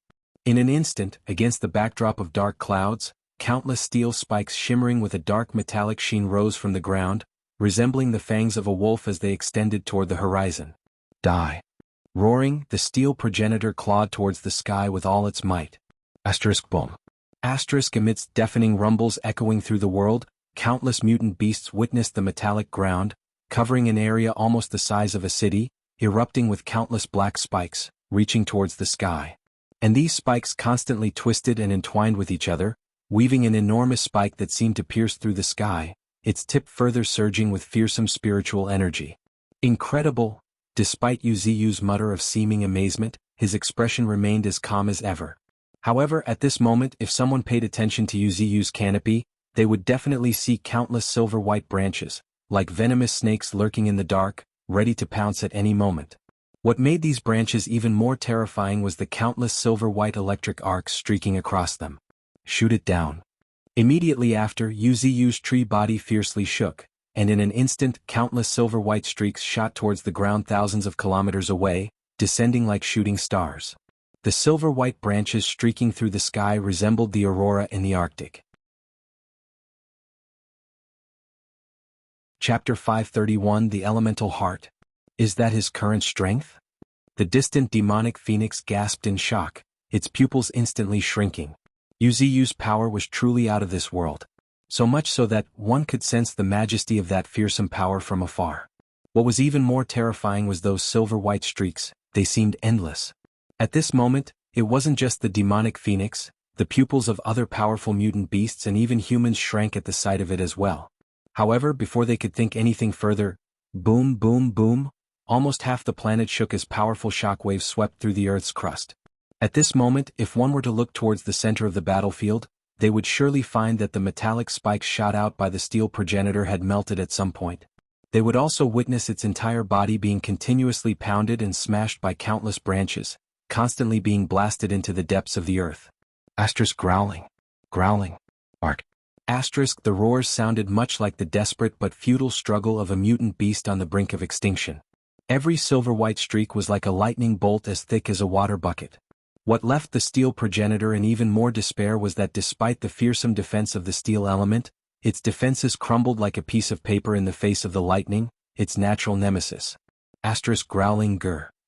Amidst increasingly mournful cries, the surface of the steel progenitor cracked apart, revealing a deep red underneath. Before that deep red could hide inside its body once more, the dense streaking silver-white arcs, as if finding something, instantly surged into that deep red area. No, no! Immediately, the steel progenitor's most piercing scream shook the world. Right then, the steel progenitor suddenly felt a tightness in its chest. This prompted it to look towards its chest, whereupon it discovered a hand woven from countless lightning bolts grabbing its Achilles heel, the elemental heart. Without it, you will truly die. With a faint smile, Yuziu's gaze became suddenly focused. Immediately afterward, amidst loud crackling sounds, resembling the cries of thousands of birds, the lightning hand clutching the elemental heart tore through the steel progenitor. Before the steel progenitor could say another word, its entire body suddenly started convulsing as if having a seizure. After a short while, in Yuziu's calm gaze, its massive figure turned lifeless. As for the elemental heart, as Yuziu smiled, countless rootlets began to weave near the steel progenitor's lifeless body, manifesting into a handsome figure in a flash. Yuziu slowly raised his hand as the heart-like red crystal, surging with powerful energy, fell into his hand. So this is an elemental heart. In a rare moment of excitement, Yuziu looked at the crystal, his gaze filled with a hint of fervor. At this moment, if one were to look at Yuziu's right arm holding the elemental heart, they would discover his right arm constantly turning black, giving off a metallic texture. Assimilation, the most terrifying ability of the elemental heart. For an ordinary strong individual, merely touching the elemental heart would turn them into a cold steel sculpture, with no possibility of recovery. As for Yuziu, at a closer look, one would surely notice rich vitality surging into his right arm. In terms of power and overbearingness, the vitality was in no way inferior. It could bring a dead man back to life, regrow flesh from bones, and rejuvenate withered woods. It could be said that the power of vitality was the most terrifying power in Yuziu's arsenal. Compared to the elements, lightning and earth, it was far more domineering. Now, only the cosmic energy that Yuziu had recently been exploring could rival it. At this moment, as if remembering something, Yuziu's gaze promptly shifted on the red-hot crystal lying on the ground not far away. It was the remains of the steel progenitor, also a priceless treasure. The one who should be most coveting such treasure should be. Turning his gaze, Yuziu saw a leaping and bouncing chubby figure with a bamboo hat quickly approaching, traversing kilometers in an instant. Master, I will gladly accept this. Helpless Yuziu nodded his consent. However, at the next moment, as if thinking of something, Yuziu suddenly stated, "You're to craft a suit of armor for me as well." For you? Somewhat puzzled, Brewmaster instinctively looked towards Yuziu's towering form. Gulp swallowing his saliva, Brewmaster looked at the limited materials in his hand, a look of despair flashing on his face. How am I going to make an armor out of only this? However, before Brewmaster's thoughts could wander any further, Yuziu's somewhat helpless voice rang in his ear, "What are you thinking?" Saying so, Yuziu glanced at his humanoid body, woven from rootlets, and added, "It's to craft a suit of armor for this body of mine." Ah. After a momentary perplexion, Brewmaster looked at Yuziu's humanoid body with suspicion. Well, it looks quite alive. Even when using spiritual energy to examine it, it still feels real. In some sense, it indeed makes sense to craft a suit of armor suitable for this body. But why would Master need to make armor for this body? With these thoughts swirling in his mind, a hint of doubt appeared on Brewmaster's face. Yuziu seemed to have sensed Brewmaster's doubt and gave an explanation, a rare event on his part. While my true body is powerful, it's ultimately too massive and unsuitable to appear before people. In the future I'll rely more on this humanoid body, and if necessary I'll also use it to fight. Saying this, a faint smile played on Yuziu's lips. He was looking forward to the moment he would be using this humanoid body to display some of his strength. Especially after I've opened my heavenly eye. I'll place it in between my brow. With it, the combat power of my humanoid body might truly undergo a qualitative change. Of course, these were just some random thoughts.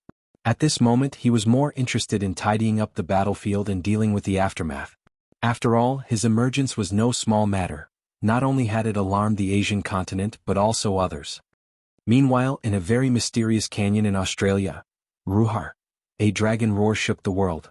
Hearing it, all the mutant beasts within a radius of several kilometers looked at the black wyvern emerging from the depths of the clouds with reverence. However, the giant black wyvern paid no heed to them, and instead flapped its wings and flew straight towards the depths of the canyon. After a moment, at the deepest part of the canyon, the black wyvern looked at the emerald green sprout emerging from the ground, resembling a root adorned with starlight, and sneered disdainfully, "So, you finally popped up again, haven't you?" As if hearing his voice, Yuziu, located on a far-off continent, was a little startled. I had forgotten about this bloke. Transferring his consciousness, a wisp of Yuziu's spirit rushed towards that section of the route. Chapter 532 The Two Guardians of the Abyssal Prison. In a moment, within the calm gaze of the black wyvern, countless rootlets outgrow from the section of the root, intertwining into a figure. This figure was none other than Yuziu. As a matter of fact, over the past 3 years, Yuziu's primary root had pierced through half of the planet, with secondary roots spreading about everywhere, freely rooting within the planet. Among them, one even managed to emerge from the other end of the planet. However, just as it emerged, this section of the root encountered this black wyvern. He instantly figured that this black wyvern was none other than the one once hunted down by the people of various continents. The basis of his reasoning came from the similarity in his aura with little tents. However, that was not the most important part. What was important was that Yuziu had saved the black wyvern's life. If Yuziu hadn't infused vitality into the heavily injured black wyvern in time, given his condition at that time, things wouldn't have gone as smoothly. Even so, the black wyvern didn't display a friendly attitude towards Yuziu. Due to his cold and arrogant nature, he had always maintained a cold and unapproachable attitude towards everyone. "It's been half a year since we last saw each other, and your attitude is still as cold as ever?" Joking, the corners of Yuziu's figure woven from rootlets slightly curled upwards. However, at this moment, if one were to pay really close attention to Yuziu's figure, they would surely notice that this figure appeared somewhat illusory, with vague outlines of rootlets visible every now and then. Given the vast distance between the two continents, Yuziu's control over his power was somewhat inadequate. For instance, this section of Yuziu's root could only display strength at the level of a Tier 3 transcendent, far inferior to the overwhelming power on the other continent. Humph! The black wyvern let out a cold snort and did not justify his attitude. Instead, he changed the subject, speaking in a cold voice. "Golden Ant, the one you have asked me to keep an eye on has grown up. There are no more than 10 individuals on this entire continent who can deal with him." "Oh, is that so?" Yuziu was a little satisfied. "That's fantastic." Yuziu had been quite concerned about Little Fifth, who had traveled to another continent. Otherwise, he wouldn't have used his roots to pierce through the planet and come to the Australian continent. Now, having obtained accurate information about Little Fifth, Yuziu felt at ease. However, at this moment, as if remembering something, Yuziu looked towards the nearby black wyvern and asked, smiling, "Are you interested in joining Misty Mountains?" "No." Giving a cold and short response, the black wyvern flapped its wings and flew towards the sky, giving Yuziu no more chances to speak. However, right then, a voice suddenly rang in Yuziu's ears, "You'd better be careful. Your awakening has not only alarmed all the continents but even the deep sea. They have not forgotten about the deep grudge from back then." The black wyvern's rare reminder got Yuziu thinking. "The deep sea, ha!" Muttering to himself, a playful expression on Yuziu's face, looking towards the direction of the sea. "Since they remember it so well, then let's have some fun with them. In any case, I've been hunting various races recently.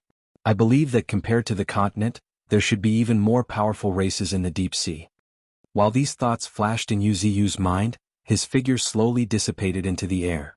After all, at such a huge distance, Yuziu found himself lacking in strength.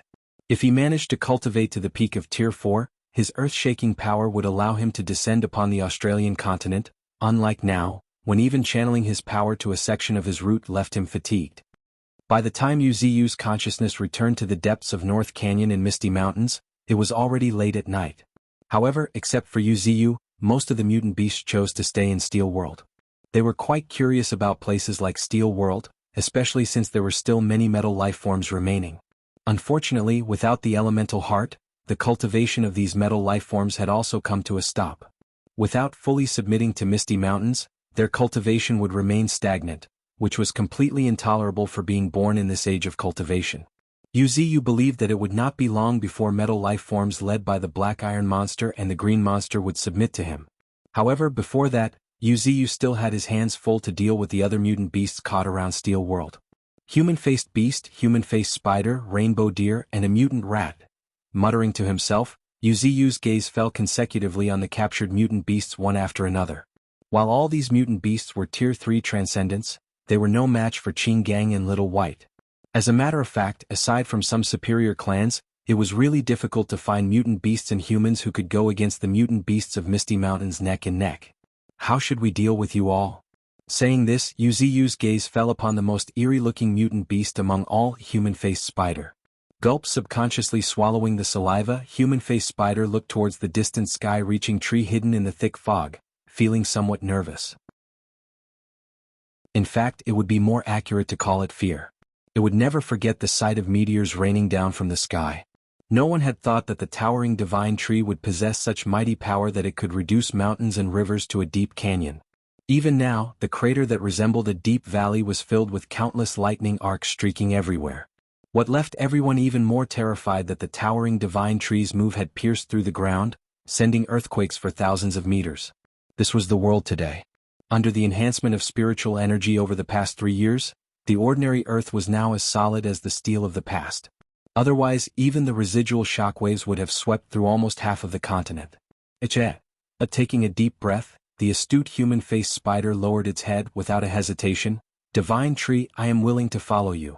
While speaking, this huge and ugly black spider prostrated on the ground like a human.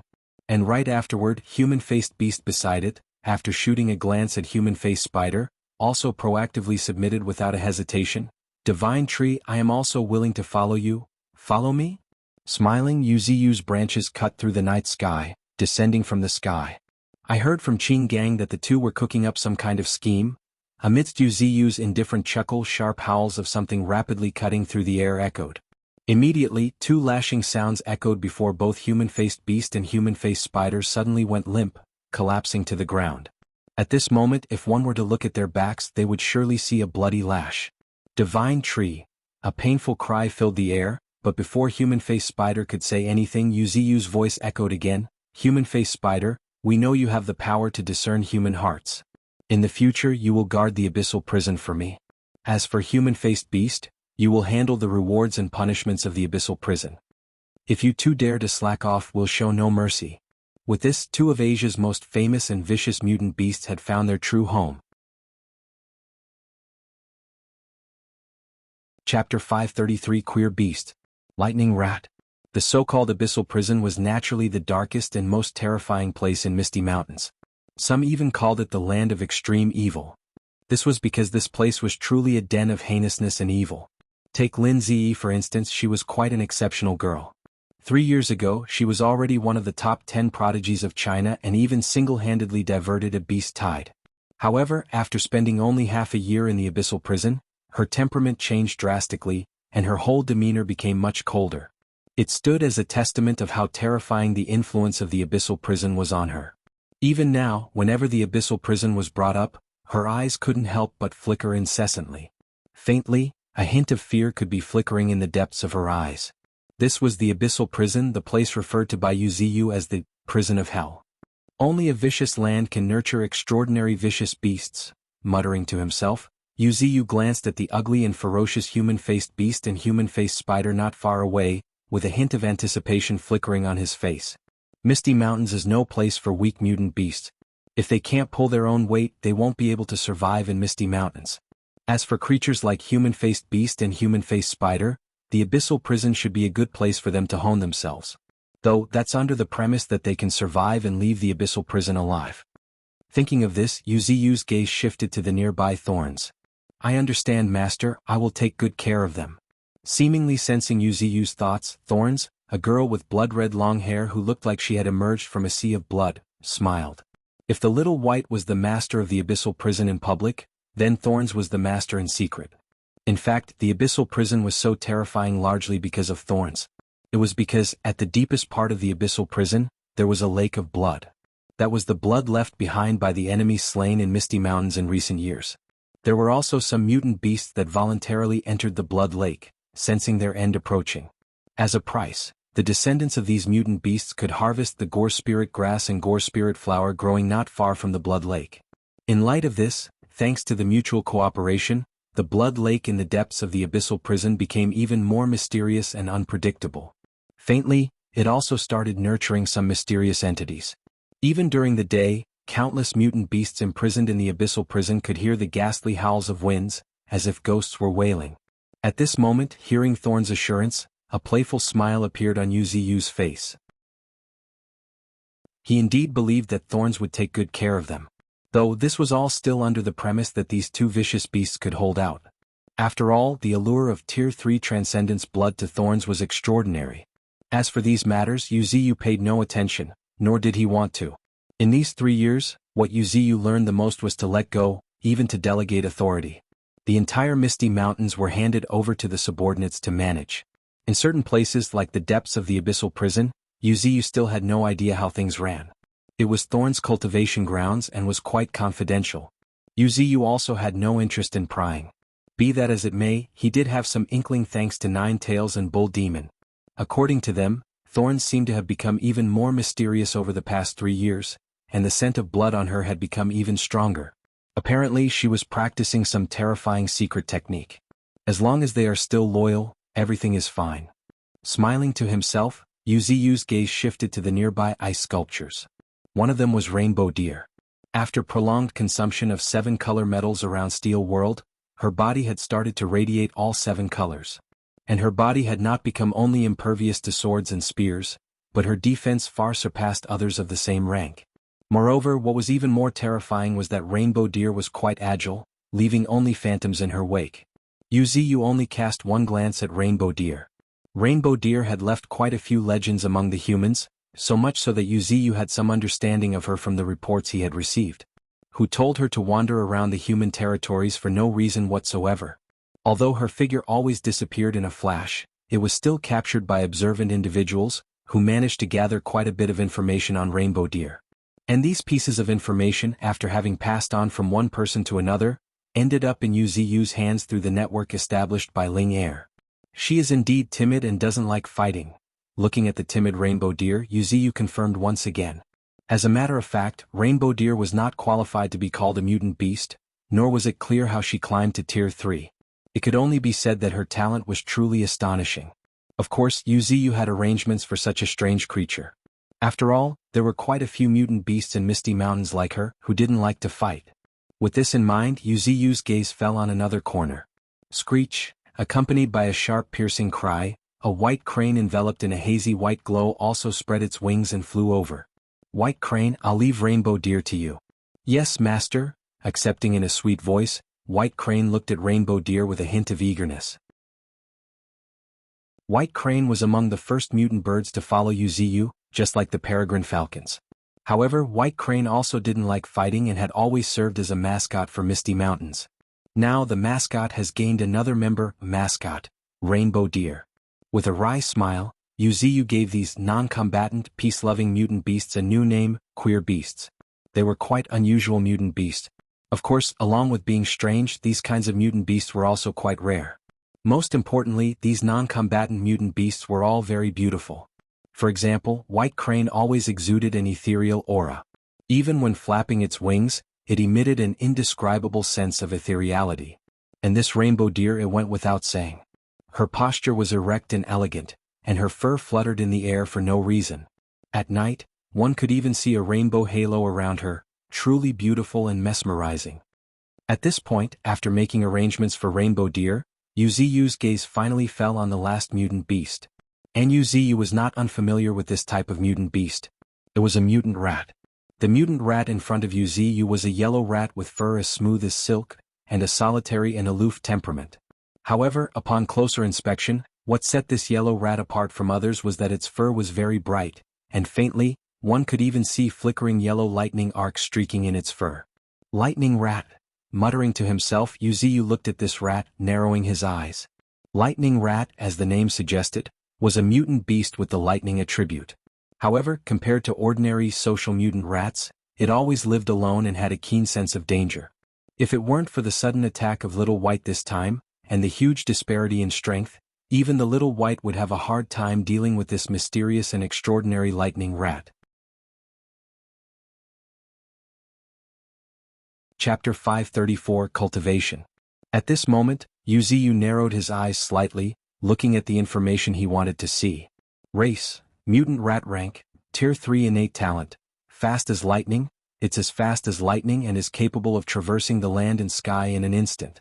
It can freely shuttle from one point to another, disregarding the terrain. Even in the sky, it can move as easily as it can on the ground. Unique abilities: lightning flash, like a yellow lightning bolt, it can instantly pass through enemies while also discharging terrifying electric currents. Lightning storm, with a squeak, its fur instantly stands up, unleashing a burst of lightning that can destroy half a city.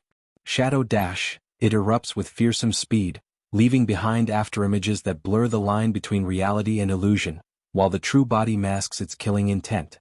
After going through the yellow, basketball-sized rat status screen, Yuziyu's gaze flickered with a hint of astonishment.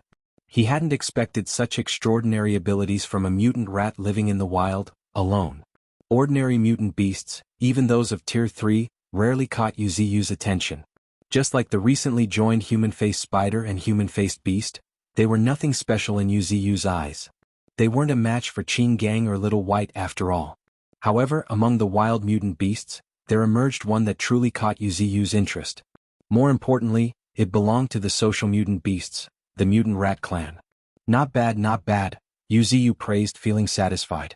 Although the rat clan in Misty Mountains had grown in number, there weren't many powerful ones like Lightning Rat. After all, the terrifying aspect of social mutant beasts lay in their numbers. If their individual combat strength was as formidable as Lightning Rat's, other mutant beasts wouldn't even stand a chance. Moreover, the inclusion of the talented Lightning Rat would have a significant impact on the entire rat clan. Leaving aside other things, the racial innate talent of the rat clan granted them the ability to inherit some of the Rat King's abilities through inheritance or learning. If Lightning Rat were to join the rat clan, Yuziyu believed that before long, the entire rat clan would undergo a transformation. Perhaps, it could even bring forth a legion of lightning. With this in mind, Yuziyu waved his hand, blasting a wave of spiritual energy towards the frozen lightning rat. The wave of spiritual energy instantly melted the ice, exposing the cute lightning rat under the night sky. Squeak, squeak, squeak. Squeaks suddenly filled the air as the just-freed lightning rat dug its front limbs into the ground, its eyes filled with complexity. It seemed to be afraid yet on guard. However, at this moment, a very gentle voice suddenly rang in its ears. "Do not be afraid, I won't harm you." Saying this, countless green raindrops gently fell on Lightning Rat's body. Squeak, squeak. Lightning Rat started squeaking in joy right away, feeling its recently thawed body being alive again.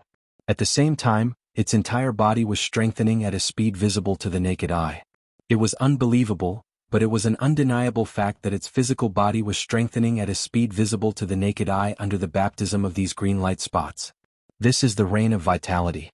Every month I sprinkle it all over Misty Mountains. Explaining, Yuziyu flicked his finger. Swoosh, swoosh. In the somewhat bewildered gaze of Lightning Rat, 2 drops of rich green essence shot towards him. Life essence. Lightning Rat looked at the 2 drops of green essence with incredulity, with lightning sparks flickering in his eyes. Life essence was now a renowned peerless treasure across the continent. According to the rumors, it could bring the dead to life, grow flesh from bones, and even help individuals advance further. It was designated as a Tier 3 spirit essence, and was considered as one of the few widely renowned treasures. It was not only well known among humans but also the many mutant beasts. Such a treasure has a considerable reputation. It seems like you know what this is. Yuziyu smiled, looking at Lightning Rat's pleasantly surprised expression. Then he directly stated his intention without beating around the bush. From now on, stay in Misty Mountains. Ah. Lightning Rat was momentarily stunned by Yu's proposition, but the next moment, it chose to remain silent. Because it found that it seemed unable to refuse the life essence before it. More importantly, although the tone of the figure leaning against the towering tree was calm and indifferent, the words were full of irresistible power. I can't refuse him. With a wry smile in his heart, Lightning Rat resolutely bowed its head and respectfully greeted, I pay my respects to the divine tree. And Yu nodded his satisfaction. He had already anticipated this scene. Till this day there were very few mutant beasts that could say no to him. After all, unlike humans, the world of mutant beasts revolved around strength. Moreover, Yu's original form was that of a willow tree, a genuine heaven and earth treasure. His existence alone was very beneficial to many mutant beasts, not to mention that he also had treasures like the Rain of Vitality and the Life Essence. And after subduing Lightning Rat, Yu directly ordered the Peregrine Falcon to take Lightning Rat to the Rat Clan. With Lung Feng there, Yu naturally didn't need to worry about the arrangement for Lightning Rat. As for whether Lightning Rat would become another king of the Rat Clan, there was no need to consider it. Most clans revered the strong, and the strength of Lightning Rat was enough to make him a king. Shortly after the departure of Lightning Rat, Yu exhaled a deep breath as the figure woven from branches slowly dissipated into the night sky, while his mind sank into his tree body, choosing to begin cultivation. 3 years of immersion had taught him not to care too much about trivial matters. Misty Mountains would operate smoothly even without him.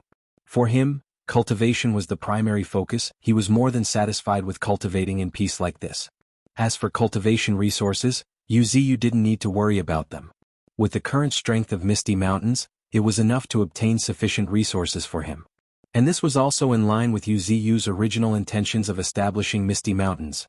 While he would provide shelter to the mutant beasts would hunt resources for him, assisting him in cultivation. With this give-and-take relationship, a force supported by the Pillar of Heaven would become increasingly terrifying. On another note, Misty Mountains had gained as many as 21 Spirit Stone mines until now.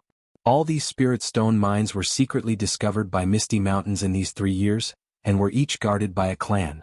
Unfortunately, most of these Spirit Stone mines were of Earth Attribute, Fire Attribute, and Ice Attribute.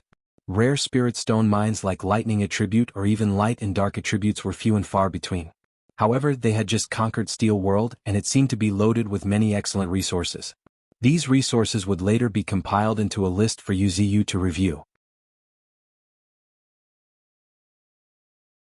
Chapter 535 The Mystery of the Heavenly Eye. Under the night sky stood a towering tree so huge that it obscured the moon, so tall that its canopy was hidden within the clouds. Its figure looming within the mist and clouds exuded an indescribable sense of mystery. However, what was most astonishing were the countless stars gradually dissipating and appearing amidst his thousands of branches, seemingly forming a curtain of stars. It was vast and mesmerizing. This was Yu while cultivating, revealing his magnificence in silence. Yu may have been immersed in cultivation, but he was also multitasking. Half of his attention was on his recent gains. The method of opening the heavenly eye and the elemental heart. Opening the heavenly eye naturally required no further explanation. Once it was opened, all things would be clear. Yu had already obtained the most accurate method to open the heavenly eye. If he was talented enough, he only needed to practice day after day, continuously honing it. At this moment, if someone were to pay attention to the trajectory of spiritual energy circulation within Yu's body, they would surely notice that several pure strands of spiritual energy were constantly interweaving within his meridians, faintly outlining an ancient yet intricate pattern. With continuous circulation, Yu also felt a slight tingling sensation in a certain part of his tree body. If Yu was human, then this tingling sensation would have been at his glabella. However, as Yu's original form was a willow tree, there was naturally no such thing as glabella. Yet now, the location where he felt the tingling was the connection between Yu's body and soul, also known as the center of chi circulation. If one day the heavenly eye were to be opened, an eye should manifest on this location. As for what this eye would look like and what kind of power would it hold, Yu had no idea. After all, according to the memories of the inheritance Yu had obtained, the power of each heavenly eye was different. Making everything appear slow and greatly enhancing insight was just the most basic abilities of the heavenly eye. For example, the Three Eyes clan member Yu had encountered could release a golden light at the second level of the heavenly eye. In the inherited memories Yu had obtained, Some members of the Three Eyes clan could even glimpse the future or influence the five senses at the second level of the Heavenly Eye. The myriad abilities of the Heavenly Eye was one of its most fascinating aspects. According to legend, a prodigy from the Three Eyes clan, when his Heavenly Eye reached the second level, he actually developed a terrifying ability that was no less powerful than a top-tier grand divine ability. Such a Heavenly Eye was truly feared by gods and demons alike. Of course, the Heavenly Eye on White Tiger's brow was also pretty impressive. After all, that golden light could break through anything, which was quite terrifying. I hope my Heavenly Eye has the abilities I imagine it to have. Muttering to himself, a hint of anticipation appeared on Yuziu's face. After all, Yuziu was anything but ordinary. As someone with a previous life, his memories hold quite a lot of good things. And among these good things were various incredible eyes. For example, blood-red eyes resembling windmills, or the eyes that allowed its user to see the cause and effect of life and death. Although these eyes were only the imagination of individual humans, they still provided some reference. If Yuziu was lucky enough to awaken eyes with similar abilities, it would provide a direction for future development. And this was one of the reasons why Yuziu was most looking forward to opening his Heavenly Eye. However, judging from the current progress of cultivation, Yuziu estimated that it would take at least 3 to 5 years to open the Heavenly Eye. Heaving a helpless sigh, Yuziu couldn't help but focus his attention on the evolution points. If possible, he might also need to use evolution points to open his Heavenly Eye. Unfortunately, Yuziu didn't have many evolution points. Even though he had just killed the steel progenitor, Yuziu had invested all his evolution points into his innate talent, Instant. Now the comprehension of the innate talent, Instant, had reached 92%. If everything goes well, he believes that he would fully master this terrifying innate talent within the next month or two. A meal should be eaten one bite at a time. The opening of my Heavenly Eye is not something I can rush. Muttering to himself, Yuziu tried to comfort himself. This wasn't to say that Yuziu could endure the long wait. However, he discovered that the prolonged circulation of the spiritual energy along the trajectory of opening the Heavenly Eye seemed to help in strengthening his spirit. Each circulation made Yuziu feel his mind becoming a bit clearer, which also came as a pleasant surprise to Yuziu. He believes that the method of opening the Heavenly Eye would also increase his psychic power to a certain extent. Yuziu was overjoyed by this discovery. After all, at his level of cultivation, every increase in psychic power was not easy. More importantly, Yuziu had a vague feeling that if he wanted to break through the Tier 5, he couldn't do so without psychic power. In other words, psychic power might be the key to his breakthrough to Tier 5. In light of this, how could Yuziu not be pleased? However, these were just Yuziu's speculations and ultimately needed time to check it. Moreover, he still had another treasure he needed to study, the Steel Attribute Elemental Heart. The Steel Attribute Elemental Heart was one of the supreme treasures of the Elemental clan, something even more precious than the Heavenly Eye. After all, Heavenly Eyes were relatively common compared to the rarity of the natural elementals. According to the information he had, in the tens of thousands years-long history of the Elemental clan, only one natural elemental was born in the Elemental clan every few centuries.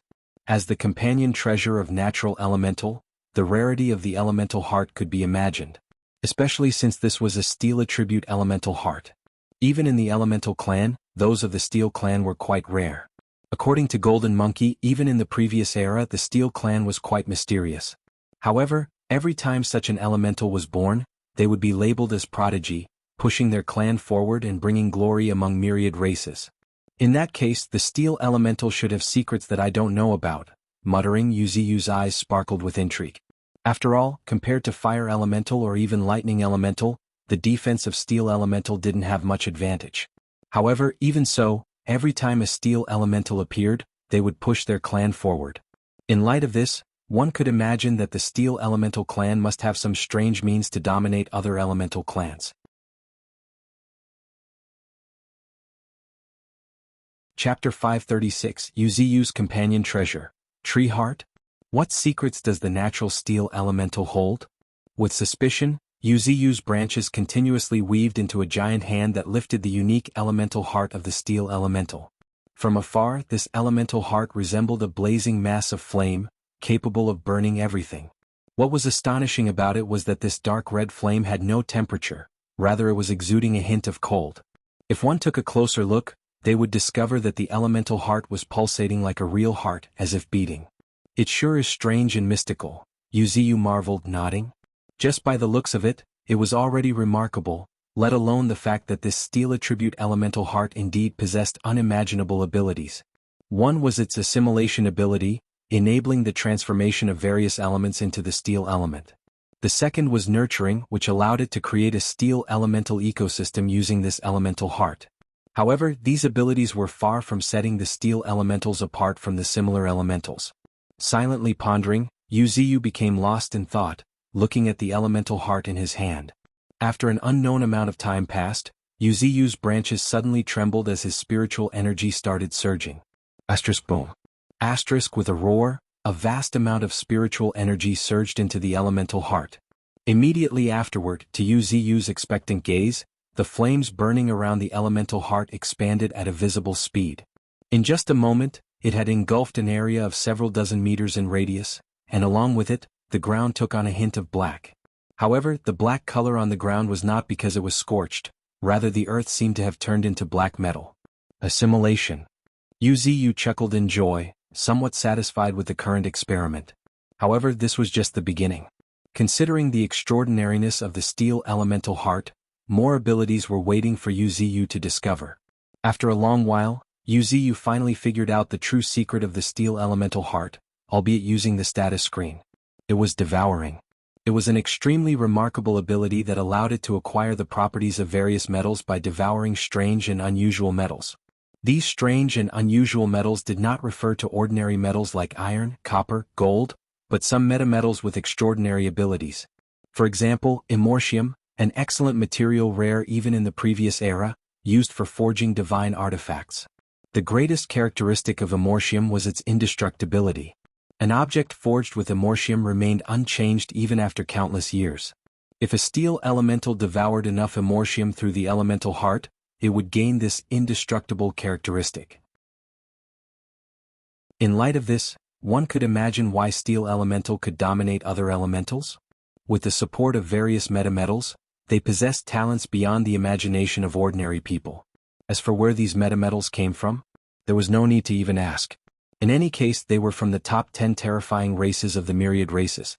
They might not have endless resources, but it shouldn't be a problem to find some metametals to consolidate the foundation of their offspring. This was also the most terrifying aspect of these such powerful races. They had no shortage of resources. Be that as it may, everything still rested on the innate talent of their offspring. Yuziu exhaled a long, deep breath, gaining some understanding of the terror of the elemental heart. If it's really as I suspect, finding some metametals would be really hard, muttering to himself. A hint of excitement appeared on Yuziu's face. The only hiccup in it was that he didn't know whether metametals like materials still existed in this world. However, while he might not know about the strange and unusual metals, he did know about some of the exotic metals in this world, like those strange alloys. Some of their properties were also remarkable. If he could absorb them, it would greatly enhance his own abilities. However, all of this depended on Yuziu being able to perfectly integrate the elemental heart. The assimilation ability of the elemental heart is too terrifying. If I want to integrate it perfectly, I need another artifact to suppress. While in the middle of mumbling, Yuziu's gaze suddenly turned to Ninetails lying nearby on a branch. Master. Seemingly noticing Yuziu's gaze, Ninetails slowly raised her head. Ninetails, I need the tree heart to suppress the elemental heart, Yuziu stated without a hesitation. Okay, Ninetails smiled before her body suddenly grew bigger. Then, with a long fox howl, a treasure pulsating with a hazy green glow, resembling a heart, flew out from the Ninetails' body. The tree heart, a precious treasure nurtured by Yuziu. It was also Yuziu's second life. If anything unexpected happened to Yuziu's main body, this tree heart could raise him once again. However, Yuziu had already reached Tier 4, unmatched in the world, so the marvels of this tree heart were naturally limited. And now, what Yuziu needed from the tree heart was its other ability, gathering vitality, which made it always brimming with dreadful vitality. At this moment, if one looked closely, they would notice that the moment the tree heart emerged from Ninetails' body, the world around it seemed to have sensed its arrival. Tender shoots sprouted everywhere, even in the air. It was a terrifying phenomenon. This demonstrated the endless vitality of the tree heart. According to Yuziu's speculation, even if a recently deceased entity devoured the tree heart, there would still be a certain chance of resurrection. This was also a testament of the extraordinary nature of the tree heart. Of course, for the entity to be resurrected, it should have recently died and its vitality should not have completely dissipated. Otherwise, despite the tree heart's heaven-defying ability, it would be futile. Using the boundless vitality of the tree heart, I can first suppress the assimilation of the elemental heart, and then I can finish the fusion.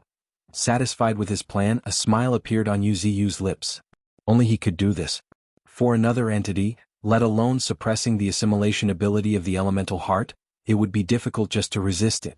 When it came time to really fuse with it, if something unexpected occurred and one failed to suppress the assimilation ability, no one would be able to save him or her, not even the immortals.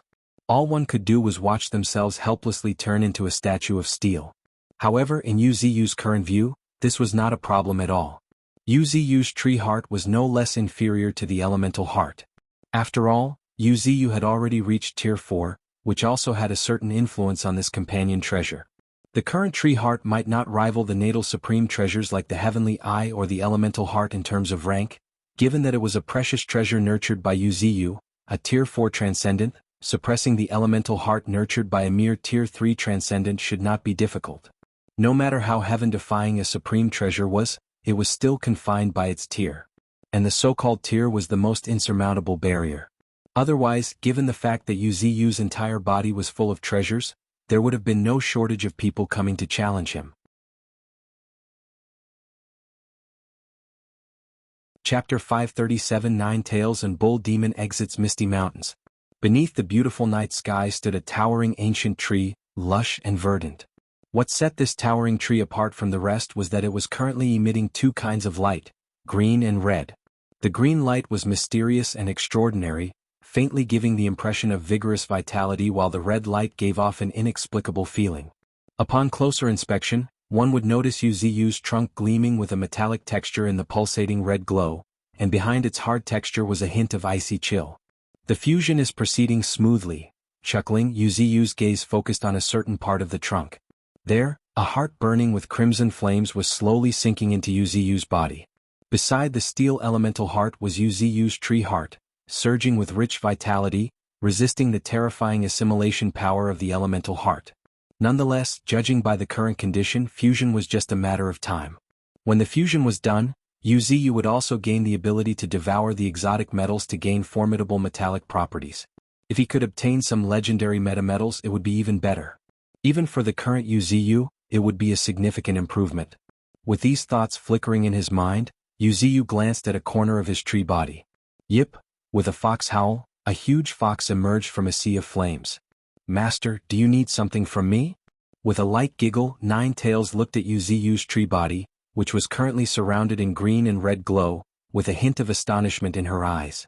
Only by staying a long time by Yu's side could one perceive the terrifying changes Yu was undergoing. Although this change was slow, Nine-Tails could still feel that her master had gained a trace of coldness that didn't belong to him before. A coldness that sent shivers down one's spine. Nine-Tails, instruct the mutant beasts below to pay attention to some unique metals. Yes, master. Nine-Tails readily accepted the command. However, just as a moment passed, as if remembering something, Nine-Tails immediately asked, "Master, speaking of exotic metals, shouldn't Steel World?" Before Nine-Tails could finish, Yu nodded slightly, adding, "There should indeed be quite a few exotic metals in Steel World. But there should only be a few that catch my eye. Let's temporarily classify collecting exotic metals as a priority 1 mission in Misty Mountains. If somebody found something, we can divide the merit based on the value of the exotic metals." Listening to this, the corners of Nine-Tails' mouth drew back into a smile. It seems like the mutant beasts of Misty Mountains are about to get busy again. After all, merits in Misty Mountains were very precious. A small merit could allow one to cultivate in the cultivation paradise of Misty Mountains for half a month, or even be guided by many powerful kings. In light of this, one could also imagine the preciousness of merits in Misty Mountains. As for major merit, one could even invite the divine tree to cleanse one's body and marrow and personally guide them. Tiske. Just the thought of it left Nine-Tails excited, not to mention those ordinary mutant beasts. I believe that when this mission is issued, the mutant beasts of Misty Mountains will start digging up the ground 3 feet under Misty Mountains. Most likely going to even farther regions. However, just as Yu ordered Nine-Tails to search for strange and unusual metals, Yuziyu's eyes suddenly narrowed as if sensing something. Master. Nine Tails too called out, a slight change in her expression as well. I got it. Nodding, Yuziyu looked towards a certain direction to the south of the continent.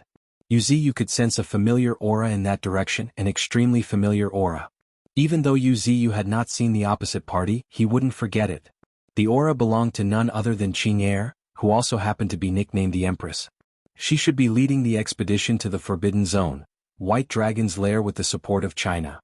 Yes, eldest sister should be, after recalling for a moment, Nine Tails also confirmed. However, after a moment, as if remembering something, a worried expression appeared on Nine Tails' face. Master, eldest sister, it's okay. Waving off, Yuziyu interrupted. With Qing'er's skills, she can handle the creature in the depths of White Dragon's lair. Really? Okay. Muttering, Nine Tails also let go of her worries. Since Master said so, there shouldn't be anything to worry about. However, just in the next moment, Yuziyu suddenly rang in her ears again. However, you should still lead Bull Demon and go take a look. If she needs assistance, you can help her out. At this point, Yuziyu glanced at his own body, where the elemental heart was still slowly merging, and added, I'm at a critical juncture at this moment and can't move for the time being. Understood, Master. Nine Tails nodded her understanding.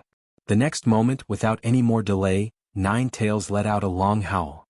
At the same time, a sea of flames rolled over as the four thick and long tails behind Nine Tails flail wildly, dyeing the night sky red. Moo.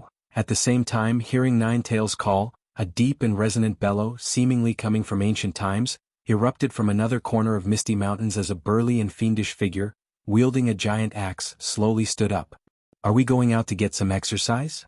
Glancing thoughtfully in the direction of White Dragon's lair, the perceptive Bull Demon naturally guessed the reason why Nine Tails called for him. Bull Demon took a step forward, creating a loud thump, before his figure disappeared from the depths of the mountains. When he reappeared, he appeared in the sky, leaving a streak of purple light behind. Upon closer inspection, the hazy purple light seemed to be hovering beneath Bull Demon's feet, as if lifting his entire body. Anti-gravity, Bull Demon's another ability gained after deeper mastery over gravity, which allowed Bull Demon to easily lift his body and travel in the air. While it might not make him as agile as White Tiger or even Nine Tails, it was still a decent means to move in the air. Master, shall we set off right away? After greeting the towering tree surrounded in red and green glow, Bull Demon grinned, gazing at Yuziyu's main body in inexplicable respect. Perhaps it was as Bull Demon had once said, his strength would change, but his undying loyalty and devotion to Yuziyu would remain unchanged. Ah! Nodding slightly, Yuziyu flicked his branch. The next moment, a light green rain came down on Bull Demon and Nine Tails. Go, don't disgrace the prestige of Misty Mountains. Naturally, responding, Nine Tails and Bull Demons turned into streaks of light without a moment of hesitation, shooting towards the horizon. Chapter 538, The Reappearance of the Heaven-Reaching Stamp. One red, one purple, two streaks of light zoomed towards the sky. And the end of their destination was quite a marvelous place. Cliffs hung high in the horizon, towering peaks disappeared into the clouds. Looking up, one could witness the vastness of the blue dome of heaven. However, this wasn't what was astonishing. What was truly astonishing was that the vast stretch of mountains and network of rivers and streams was untouched by dust, displaying a perfect combination of beauty and nature. Some peaks appeared to be full of spiritual energy, showcasing strange phenomena amidst the rising mist and clouds around them. This was White Dragon's lair, a place rumored to have a mythical dragon lurking. And now, at this mysterious place, Ruhar, a dragon roar as if coming from ancient times, shook the rivers. Immediately afterward, much to the astonishment of countless people, a faint 100-meter-long silhouette white dragon appeared at the horizon. Though the white dragon was covered in scales and had horns on his head, it wasn't the real mythical dragon that possessed the abilities of various animals. It was just a flood dragon. While it might be labeled as a flood dragon, witnessing it stir the winds and clouds, and cause the rivers to churn with a roar, every superhuman couldn't help but gasp in a breath of cold air. So this is the unspeakable existence of White Dragon's lair? Exclaiming in astonishment, each and every superhuman glanced at each other. This is just one of them. Sighing, a superhuman's eyes narrowed as he added, White Dragon's lair is a spiritual paradise, nurturing many incredibly powerful mutant beasts. However, these mutant beasts are all extremely proud. They rarely unite. Otherwise, given the current strength of China, we wouldn't dare to invade this forbidden zone. Having finished speaking, the superhuman deeply glanced at a figure not far away. Underneath the white flood dragon, a giant white elephant, seemingly carved from jade and 100 meters tall, let out a long and terrifying trumpet. Surging with spiritual energy, it happened to be surrounded by a faint glow. On the head of this giant elephant was a girl dressed in red, also happened to be standing quietly. A sea of purple flames continued to spread from her, wrapping around the giant elephant underneath her, seemingly creating a cloak for the giant elephant. They were none other than the patron saint of Flame City, the white jade divine elephant, and the best prodigy of China, the Empress Ling Er. Today they were the only ones who instilled the greatest confidence in China's raid on White Dragon's lair. "Let's go." "Yes, master," replying in a resonant voice, the white elephant swung his long trunk fiercely upward, and trumpeted towards the sky. The next moment, a burst of spiritual energy surged as a visible tornado. It was akin to hurricane of Category 12. This mighty force burst out from the long trunk of White Elephant, blowing straight towards the white flood dragon in the sky. At the same time, a long whip made of bright and hideous silver-white segments, each shining like silver, appeared in Ling Er's hands. As she infused spiritual energy into it, the whip made strange and eerie sounds as if roaring. Chi-chi. Amidst strange squeaking sounds, the 10-meter-long silver whip continued to extend until it reached a length of 100 meters, swirling towards the sky like a tornado. The silver whip was constructed from the silver centipede and happened to be Ling Er's weapon of choice.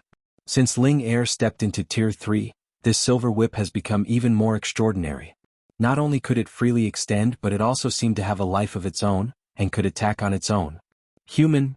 The flood dragon lurking in the white clouds shouted furiously before roaring. "Ruhar!" The terrifying dragon froze everyone on the spot, and also blasted undulating sound waves towards the tornado breathed by the giant elephant. At the same time, the flood dragon also swung its giant tail, which left a white streak of afterimages as it swished through the air and collided with the oncoming silver-white whip. Boom. The thunderous collision almost deafened countless mutant beasts. Simultaneous shock waves, visible to the naked eye, swept across the sky one after another. However, just as the shockwaves surged, White Elephant raised his front limbs high and stamped on the air, shouting, "Heaven-reaching stamp!" In that moment, space seemingly froze and time came to a standstill. Immediately afterward, much to the flood dragon's stupefaction, the still space shattered like a broken mirror, and a pair of giant feet descending, fiercely stomping towards the flood dragon, carrying unparalleled might. This was the terrifying ability of the white jade divine elephant's heaven-reaching stamp, capable of locking down space. However, faced with this move, the flood dragon remained calm. After a moment, it even smiled and spoke, "Are you still not going to come out, third sister?" "Ha!" A sweet and charming laughter, akin to melodious chimes of silver bells, suddenly echoed, causing the expressions of White Elephant and Ling Er to drastically change. At the same time, the water in the nearby river swelled before a pitch-black streak shot out, whizzing straight towards White Elephant, much to the superhuman's astonishment. "Stop her! Hurry, stop her from reaching the battlefield!" With a series of alarmed shouts, countless superhumans who had accompanied Ling Er here and were blocking the various mutant beasts, promptly rushed towards the incoming black streak. Among them, 2 were so fast that even they left 2 streaking trails in their wake. One was none other than the current deputy mayor of Flame City, Lin Yan, and the other was China's first knight. Both of them were Tier 3 superhumans. However, compared to the unfathomable beings like Ling Er and White Elephant, their combat power was limited. Lin Yan, it went without saying. Although he was Ling Er's confidant, he was only at the realm of Marquis. As for China's first knight, he was only in the realm of Monarch. Compared to Ling Er, who had reached the pinnacle of the realm of King, and could unleash terrifying power close to the realm of Sovereign while cooperating with White Elephant, they were indeed far behind. After all, in Tier 3 the higher one went along the realms of Marquis, Monarch, King, Sovereign, and the Emperor of the world, the greater the disparity.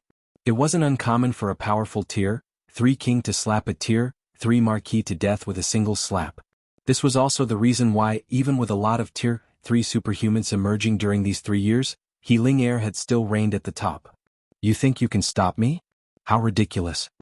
Mocking in a coquettish voice, the pitch-black streak suddenly changed direction, tracing a very strange trajectory and bypassing the superhuman blocking her, much to the horror of China's first knight and Lin Yan.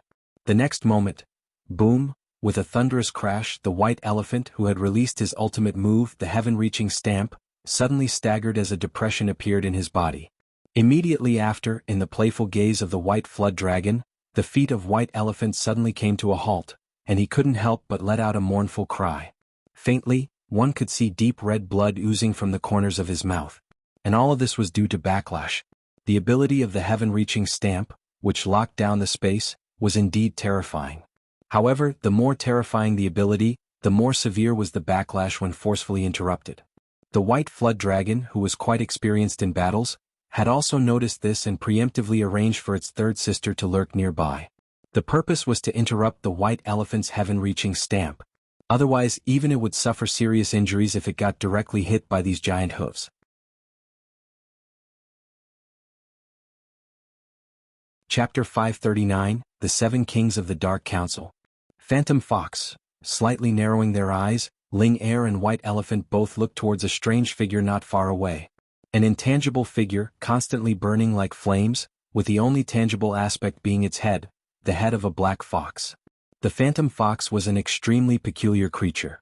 If I'm not mistaken, it should be a malicious spirit born after the death of a fox, ultimately evolving into the notorious phantom fox of today after continuous evolution over a long period of time.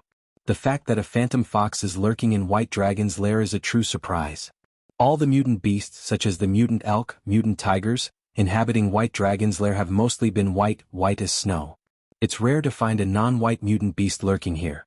But more importantly, the white flood dragon had called her third sister.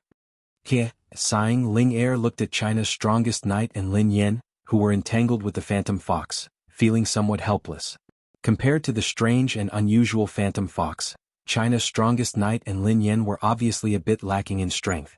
By the looks of it, the strange and unusual phantom fox would break free from their siege and once again attack Ling Er. This was definitely not good news. As strong as Ling Er and White Elephant were, they already had their hands full with the white flood dragon. Furthermore, they still had to be on guard against the other mutant beasts lurking nearby. If, at this moment, the strange and extraordinary phantom fox, who was at the peak of Realm of Monarch, were to make another move on Ling Er, she would definitely be in trouble. With this in mind, Ling Er's gaze shifted to another corner. Seemingly sensing Ling Er's gaze, the figures hiding in the mountain peaks had their eyes flickered a little at this moment. If any of the Chinese superhumans were to lay eyes on these figures, they would definitely cry in shock and alarm. The Dark Council. The figures were none other than the members of the Dark Council, the most terrifying force lurking in the darkness of the human world, and with 7 kings, each of which was a fearsome transcendent, 3 of which were present here. One of them was the vampire Count Carey, a blond Caucasian man with an extremely pale complexion, yet bearing a noble charm. Even now, he was holding a goblet, swaying the crimson blood within it. It seems we'll have to take action soon? Coldly smiling, Carey looked at the phantom fox, which was attacking Ling Er and White Elephant. Murderous intent flickering in his eyes. Yes, very soon. Caressing the crimson hilt in his hand, the extremely handsome young man, with a crescent moon mark on his forehead and shoulder-length silver-white hair, let the corners of his lips rise, revealing a cold and chilling smile. He was none other than previously known Silver Moon, aka Zhang Feng, the most terrifying otherkin who was also known as the most perfect genetic product. He was the very first human to fully incorporate the abilities of mutant beasts. Today he was one of the 7 kings of the Dark Council, the Moon King who wielded the Gorewolf saber, which had drunk the blood of countless victims. Beside the Vampire Count and the Moon King, there stood a young man with a cold and arrogant expression on his face, looking about 17 to 18 years old. Staring at the attacking phantom fox, the young man bared his teeth, exuding a chilling coldness. He was Golden Lion, the inborn otherkin, the member of one of the terrifying races of the last era. However, compared to the superior clans like the Three Eyes clan, the Lion clan could not be called a superior clan. However, this young man was an exception. Just because he had the bloodline of the Golden Lion, which was a terrifying bloodline that could be called royal, even in the Lion clan. With such a bloodline, this young man naturally grew up quickly, and his combat power was not weaker than that of a member of an average superior clan. If a member of the famous Three Eyes clan were to fight him, on the premise that he did not open his heavenly eye, it would be difficult to determine who would emerge victorious. Currently he was one of the 7 kings of the Dark Council, and the best in battle among all, the Lion King at this moment sipping the crimson wine in his cup, Carrie sighed helplessly and stated, "If we were to take direct action we risk exposing our plan and our connection." Indeed. Nodding in agreement, Zhang Feng also showed a hint of helplessness on his face. After all, the Dark Council could not appear in public. According to the previous plan, they were supposed to seize the treasure directly after China took action. However, since China hadn't successfully subdued White Dragon's lair yet, they naturally had no need to act. As for directly assisting the Empress, the risk was indeed too great. The existence residing in the heart of Beijing was not someone to be trifled with. In fact, Ling Er had once suspected that existence had long known about the secret connection between the Dark Council and Flame City. "Let's wait In the middle of speaking, Carrie's expression changed, seemingly sensing something. The next moment he subconsciously turned his head, whereupon two familiar figures came into view, leaving him astonished. One was a figure with 4 tails. Although the figure's momentum wasn't that imposing, and rather exuded an aura of grace and nobility, each step it took ignited hellfire like deep red flame underneath it, burning everything as if purifying worldly filth. The other was a fiendish figure with the head of a bull and the body of a human, gleaming with a purple sheen. "9 Tails, Bull Demon," in a solemn voice, Carrie immediately bowed and respectfully greeted, "Greetings, Your Excellencies." Having met 9 Tails and Bull Demon before, Carrie naturally recognized them, and being deeply aware of the relationship between Misty Mountains and Ling Er, he immediately expressed his attitude. "Ah, it's been a long time." With a simple greeting, 9 Tails' gaze also focused on Zhang Feng and Golden Lion. She had met both of them before and was not unfamiliar with them. These two had grown stronger than before. With a slight smile playing on her lips, 9 Tails, ignoring the astonishment of Zhang Feng and Golden Lion, raised her head and looked up at the sky, where Ling Er, who was being attacked, was. "It's rare to see eldest sister in such a plight. It can't be helped, this white flood dragon is indeed a formidable transcendent in White Dragon's lair, and there are many mutant beasts lurking in secret." Saying so, Bull Demon's eyes also narrowed, looking towards various mountain peaks. As far as his eyes could see, the mountains were shaking, vaguely revealing a hint of formidable aura. Each of these auras were of Tier 3 transcendence, and there were a lot of them. "It's indeed a paradise." Faintly praising, Bull Demon tightened the huge axe in his hand. If not for so many transcendents lurking around, Qing Er's combat power wouldn't be so restrained. "Shall we, elder sister?" Bull Demon's eyes narrowed as the right arm holding the giant axe flashed with a hint of purple. "But of course." Agreeing, 9 Tails also bent her limbs, like a bow as her body became slowly taut. At the same time, the deep red flames ignited around her. However, before Bull Demon and 9 Tails could act, a voice of concern suddenly echoed. "Your Excellencies, if we take action now, wouldn't it?" Before Carrie could finish, a cold voice cut in, "We don't need to have so many scruples." At this point, Bull Demon's voice also slightly rose as he stated with a cold smile, "Remember, we are Misty Mountains. Only the world should be wary of us. We don't need to care about the world's opinions."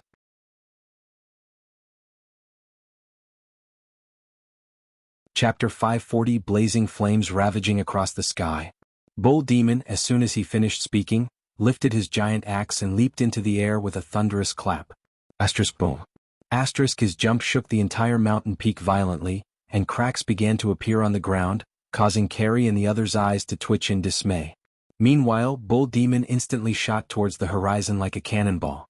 "Go to hell." His thunderous roar echoed across the sky. The next moment, much to the horror of the white flood dragon, a giant axe emitting purple glow enlarged continuously in its eyes. "What the hell?" A cry of alarm escaped the white flood dragon as its body fiercely jolted. It found itself unable to evade.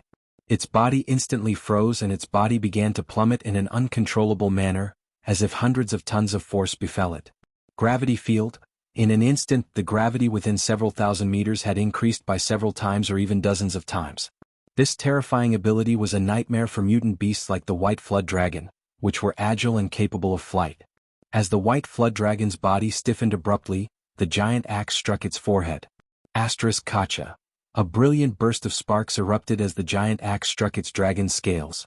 Be that as it may, it was still difficult for the white flood dragon to resist the immense strength of Bull Demon.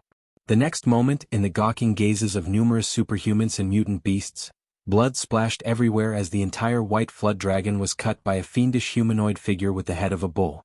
Bull Demon's attack had left a deep and gruesome cut, nearly half a meter long, on the white flood dragon's forehead, splashing crystalline and sparkling blood all over the sky. Ruhar! The white flood dragon gave out a painful and miserable roar as its entire body plummeted to the ground like a shooting star. At the same time, Yip! A long fox howl echoed as surging dark red flames blanketed the sky. Tap, tap, tap, with resounding footsteps, a red fox zoomed over, growing into a gigantic creature that filled the sky in an instant. Its four enormous tails kept swaying, unleashing undying dark red flames with every swing. Compared to Bull Demon's violence, Nine Tails was even more ferocious. Yip! Giving out a fox howl, she unreasonably ignited numerous mountain peaks. Not only mutant beasts but numerous Chinese superhumans were also set on fire. In a flash, nearly half of White Dragon's lair was enveloped in a sea of flames, with painful and miserable cries coming from all around, unbated. Occasionally, streaks of light could be seen tearing through the clouds and shooting in various directions. They were the powerful mutant beasts lurking in the vicinity. However, even the most powerful among them was no match for the terror of Nine Tails. With just a flick of her tails, a sea of flames filled the sky, dyeing the sky and earth crimson. Who could resist this? Not to mention these rats hiding in the vicinity, even the white flood dragon would have to get all serious facing Nine Tails. Because she was Nine Tails, the first great beast of Misty Mountains, and the legendary celestial fox. She possessed bottomless spiritual energy and overwhelming might. At this moment, with heavy footsteps, Nine Tails, who had shrunk several times, slowly walked out of this blazing sea of flames. And not far from her, in the sea of flames, stood White Elephant, the size of a calf and a figure with wings on its back. Long time no see, eldest sister. Long time indeed. Nodding in greeting, Ling Er glanced quietly at the half of White Dragon's lair that had been now reduced into a crimson purgatory. Not only mutant beasts but also many elites from her flame city had been reduced into ashes in this terrifying sea of flames. Your methods are becoming more terrifying, praised Ling Er as a smile appeared on her face. I'm just helping eldest sister with a thorough cleansing, Nine Tails stated, looking down at the ground below where desperate figures were fleeing, and added with a smile, anyone brought by eldest sister is either a spy or someone with disloyal intentions. Hee hee, curling her lips ever so slightly, Ling Er cast a glance filled with admiration at Nine Tails. Amazing. Ling Er nodded her acknowledgement, not denying what Nine Tails said. Indeed, as Nine Tails put it, most of the superhumans she had brought from Flame City were like that. Even if some were truly loyal, Ling Er wouldn't mind. Those who accomplished great things didn't fret over trivial matters. If she had been caught up in minute details, Ling Er wouldn't have come this far. However, Nine Tails and Bull Demon arriving so far from Misty Mountains and taking such immediate actions were totally out of her expectations. At this moment, as if realizing something, Nine Tails suddenly smiled and stated, "Eldest sister, should we continue to fight?" Saying so, a tinge of excitement appeared on Nine Tails' face. She had longed to spar with Ching Er. She was a bit envious of her for being the most trusted companion of their master. And now the timing was just right. Not only could she test Ching Er's strength, but she could also dispel any doubts about her relationship with Misty Mountains. However, to her surprise, Ling Er shook her head slightly and stated, "No need." With that, she looked down below. There, Bull Demon, wielding his giant axe, had plunged into the river and was fighting the white flood dragon. Ruhar, Ruhar. Amidst increasingly painful dragon roars, Bull Demon's aura grew even stronger. An intense purple glow, like a purple sun, illuminated the surroundings in all directions. With each swing of his axe, Bull Demon split the river, even the nearby peaks were cleaved in half. There was no denying that Bull Demon, surrounded by the intense purple glow and with the giant axe in his hand, looked like a demon from head to toe, and an exceptionally ferocious one at that. It was no wonder White Flood Dragon was being pushed at every step. White Dragon's lair is not as simple as it looks, there are more powerhouses hiding in the dark. Ling Er looked at Nine Tails and added, "As for my relationship with Misty Mountains, the existence in the depths of China should have already noticed. It's just that he dare not reveal it." "Is that so?" Muttering, Nine Tails seemed pensive. "It looks like I have underestimated that existence in the heart of China. Even so, this arrangement might be for the best.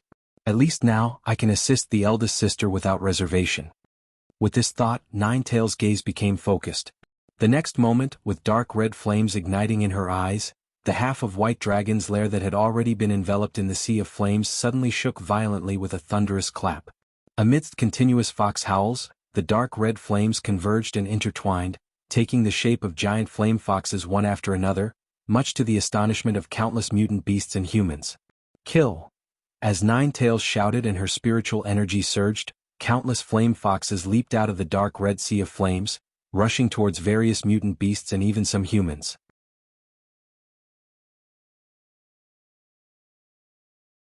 Chapter 541 Green Mantis. Meanwhile, deep within Misty Mountains, as if sensing something, Yuziu's lips curled slightly.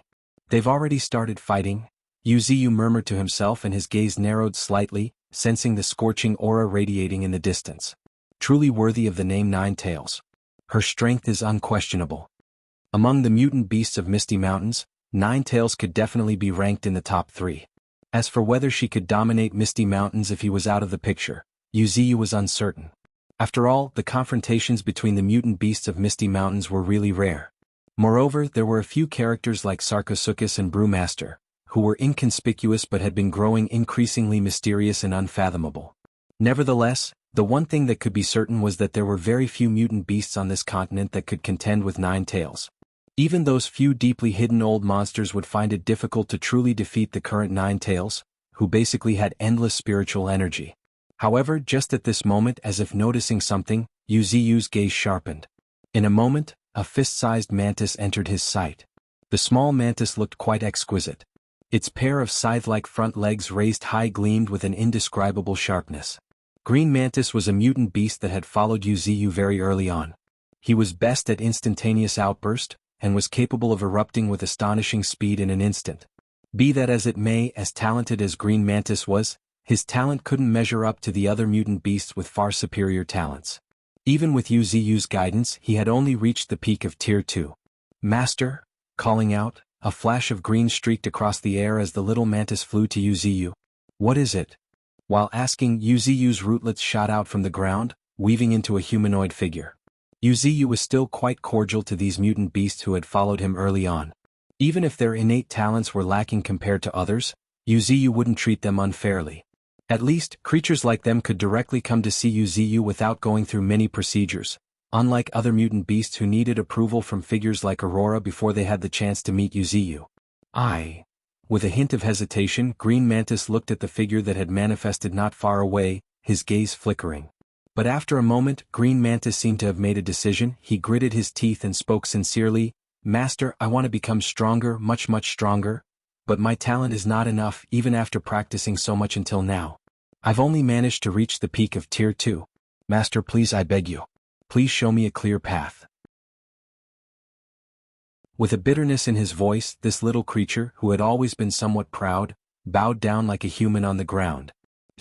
With a sigh, Yuziu looked at the slender figure not far away, unsure of what to say. Talent sometimes was a really unreasonable thing. In terms of effort, Green Mantis was definitely one of the best, far better than White Tiger. However, due to his limited talent, Green Mantis was stuck at Tier 2. It was difficult for him to break through even with Yuziu's life essence. This also confirmed a saying, effort determines the lower limit, while talent determines the upper limit. With insufficient talent, it was difficult for him to truly become a peak transcendent. At this moment, the bitter voice of the bowed Green Mantis echoed in the air once again.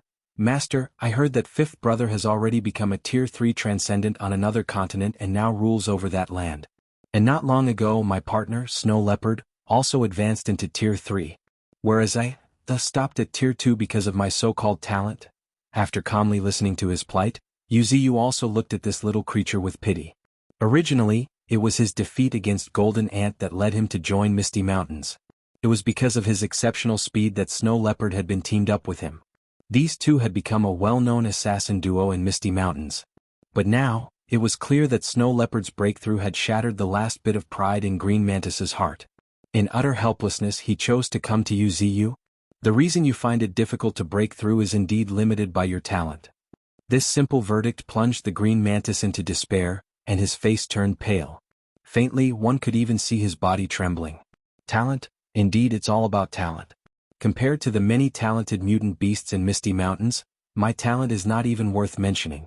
As a peak Tier 2 transcendent, while not weak compared to the upcoming era, I fall short if my level comes to a standstill like this. Becoming insignificant and worthless is inevitable. Thinking of this, Green Mantis bowed once more, pleading, "Master, please show me a clear way." "A way?" Yuziyu murmured, feeling somewhat helpless. Talent. He indeed had a method to raise one's talent. For example, he could absorb the spirit stone mine and produce an elemental flower. By consuming these flowers, one could transform into elementals, thus greatly enhancing their talent. But now, all the elemental flowers produced had owners, and no other type of spirit stone mine had been discovered. Where else could Yuziyu find the elemental flowers? Lost in thought, Yuziyu fell into contemplation. Besides the elemental flowers, what else could help Green Mantis? Time passed slowly, and in the blink of an eye, half an hour had passed. During this entire time, one could see the vague silhouette of a small mantis bowing before a figure within the mist, refusing to rise. His small and thin body looked somewhat frail. If one looked closely at him, they would see countless scars covering Green Mantis' body. These were the scars left by day-to-day training and various intense battles. Even with life essence, they were difficult to heal. This was Green Mantis, who despite his inferior talent, had still managed to reach the peak of Tier 2 through extraordinary effort. But now, even as strong as him was bowing before Yuziyu with a face filled with bitterness. He had no other choice. After hesitating for half a year, he finally let go of his pride and came before Yuziyu, hoping for a clear direction. In response, after remaining silent for a long time, Yuziyu finally answered, "You have two choices. One, be patient and wait. Not long from now, Misty Mountains will usher in the third spiritual energy tide, and if you seize this opportunity, it shouldn't be difficult to break through to Tier 3 during this tide." Saying so, Yuziyu glanced at the Green Mantis and seeing him unmoved, sighed helplessly. Apparently, the Green Mantis didn't seek a breakthrough to Tier 3. If he relied solely on the spiritual energy tide to break through, he would still encounter bottlenecks in the future. If the root cause wasn't resolved, he would forever remain mediocre in talent, and his so-called strength would only be temporary. With this in mind, Yuziyu's eyes narrowed and he continued, but in a grim and colder tone, "There is another path that should solve the problem of talent." As soon as these words fell, the Green Mantis's body shook violently, and a trace of ecstasy flashed across his face. After a moment, lifting his gaze, right then in his perplexed gaze, a purplish-black root emerged out of thin air, sending ripples across the space around it. Then a palm-sized, strange creature, resembling a worm but emitting a strange aura, appeared in Yuziyu's hand. That you're tuning in to the Han Li's Wuxia Adventures YouTube channel. We're so grateful for your support, and don't forget to subscribe to join us on this incredible journey through captivating stories. Your generosity through donations truly makes a world of difference, as it's the primary source of revenue that allows me to expand and enhance this channel for you. Thank you from the bottom of my heart for being a part of this adventure.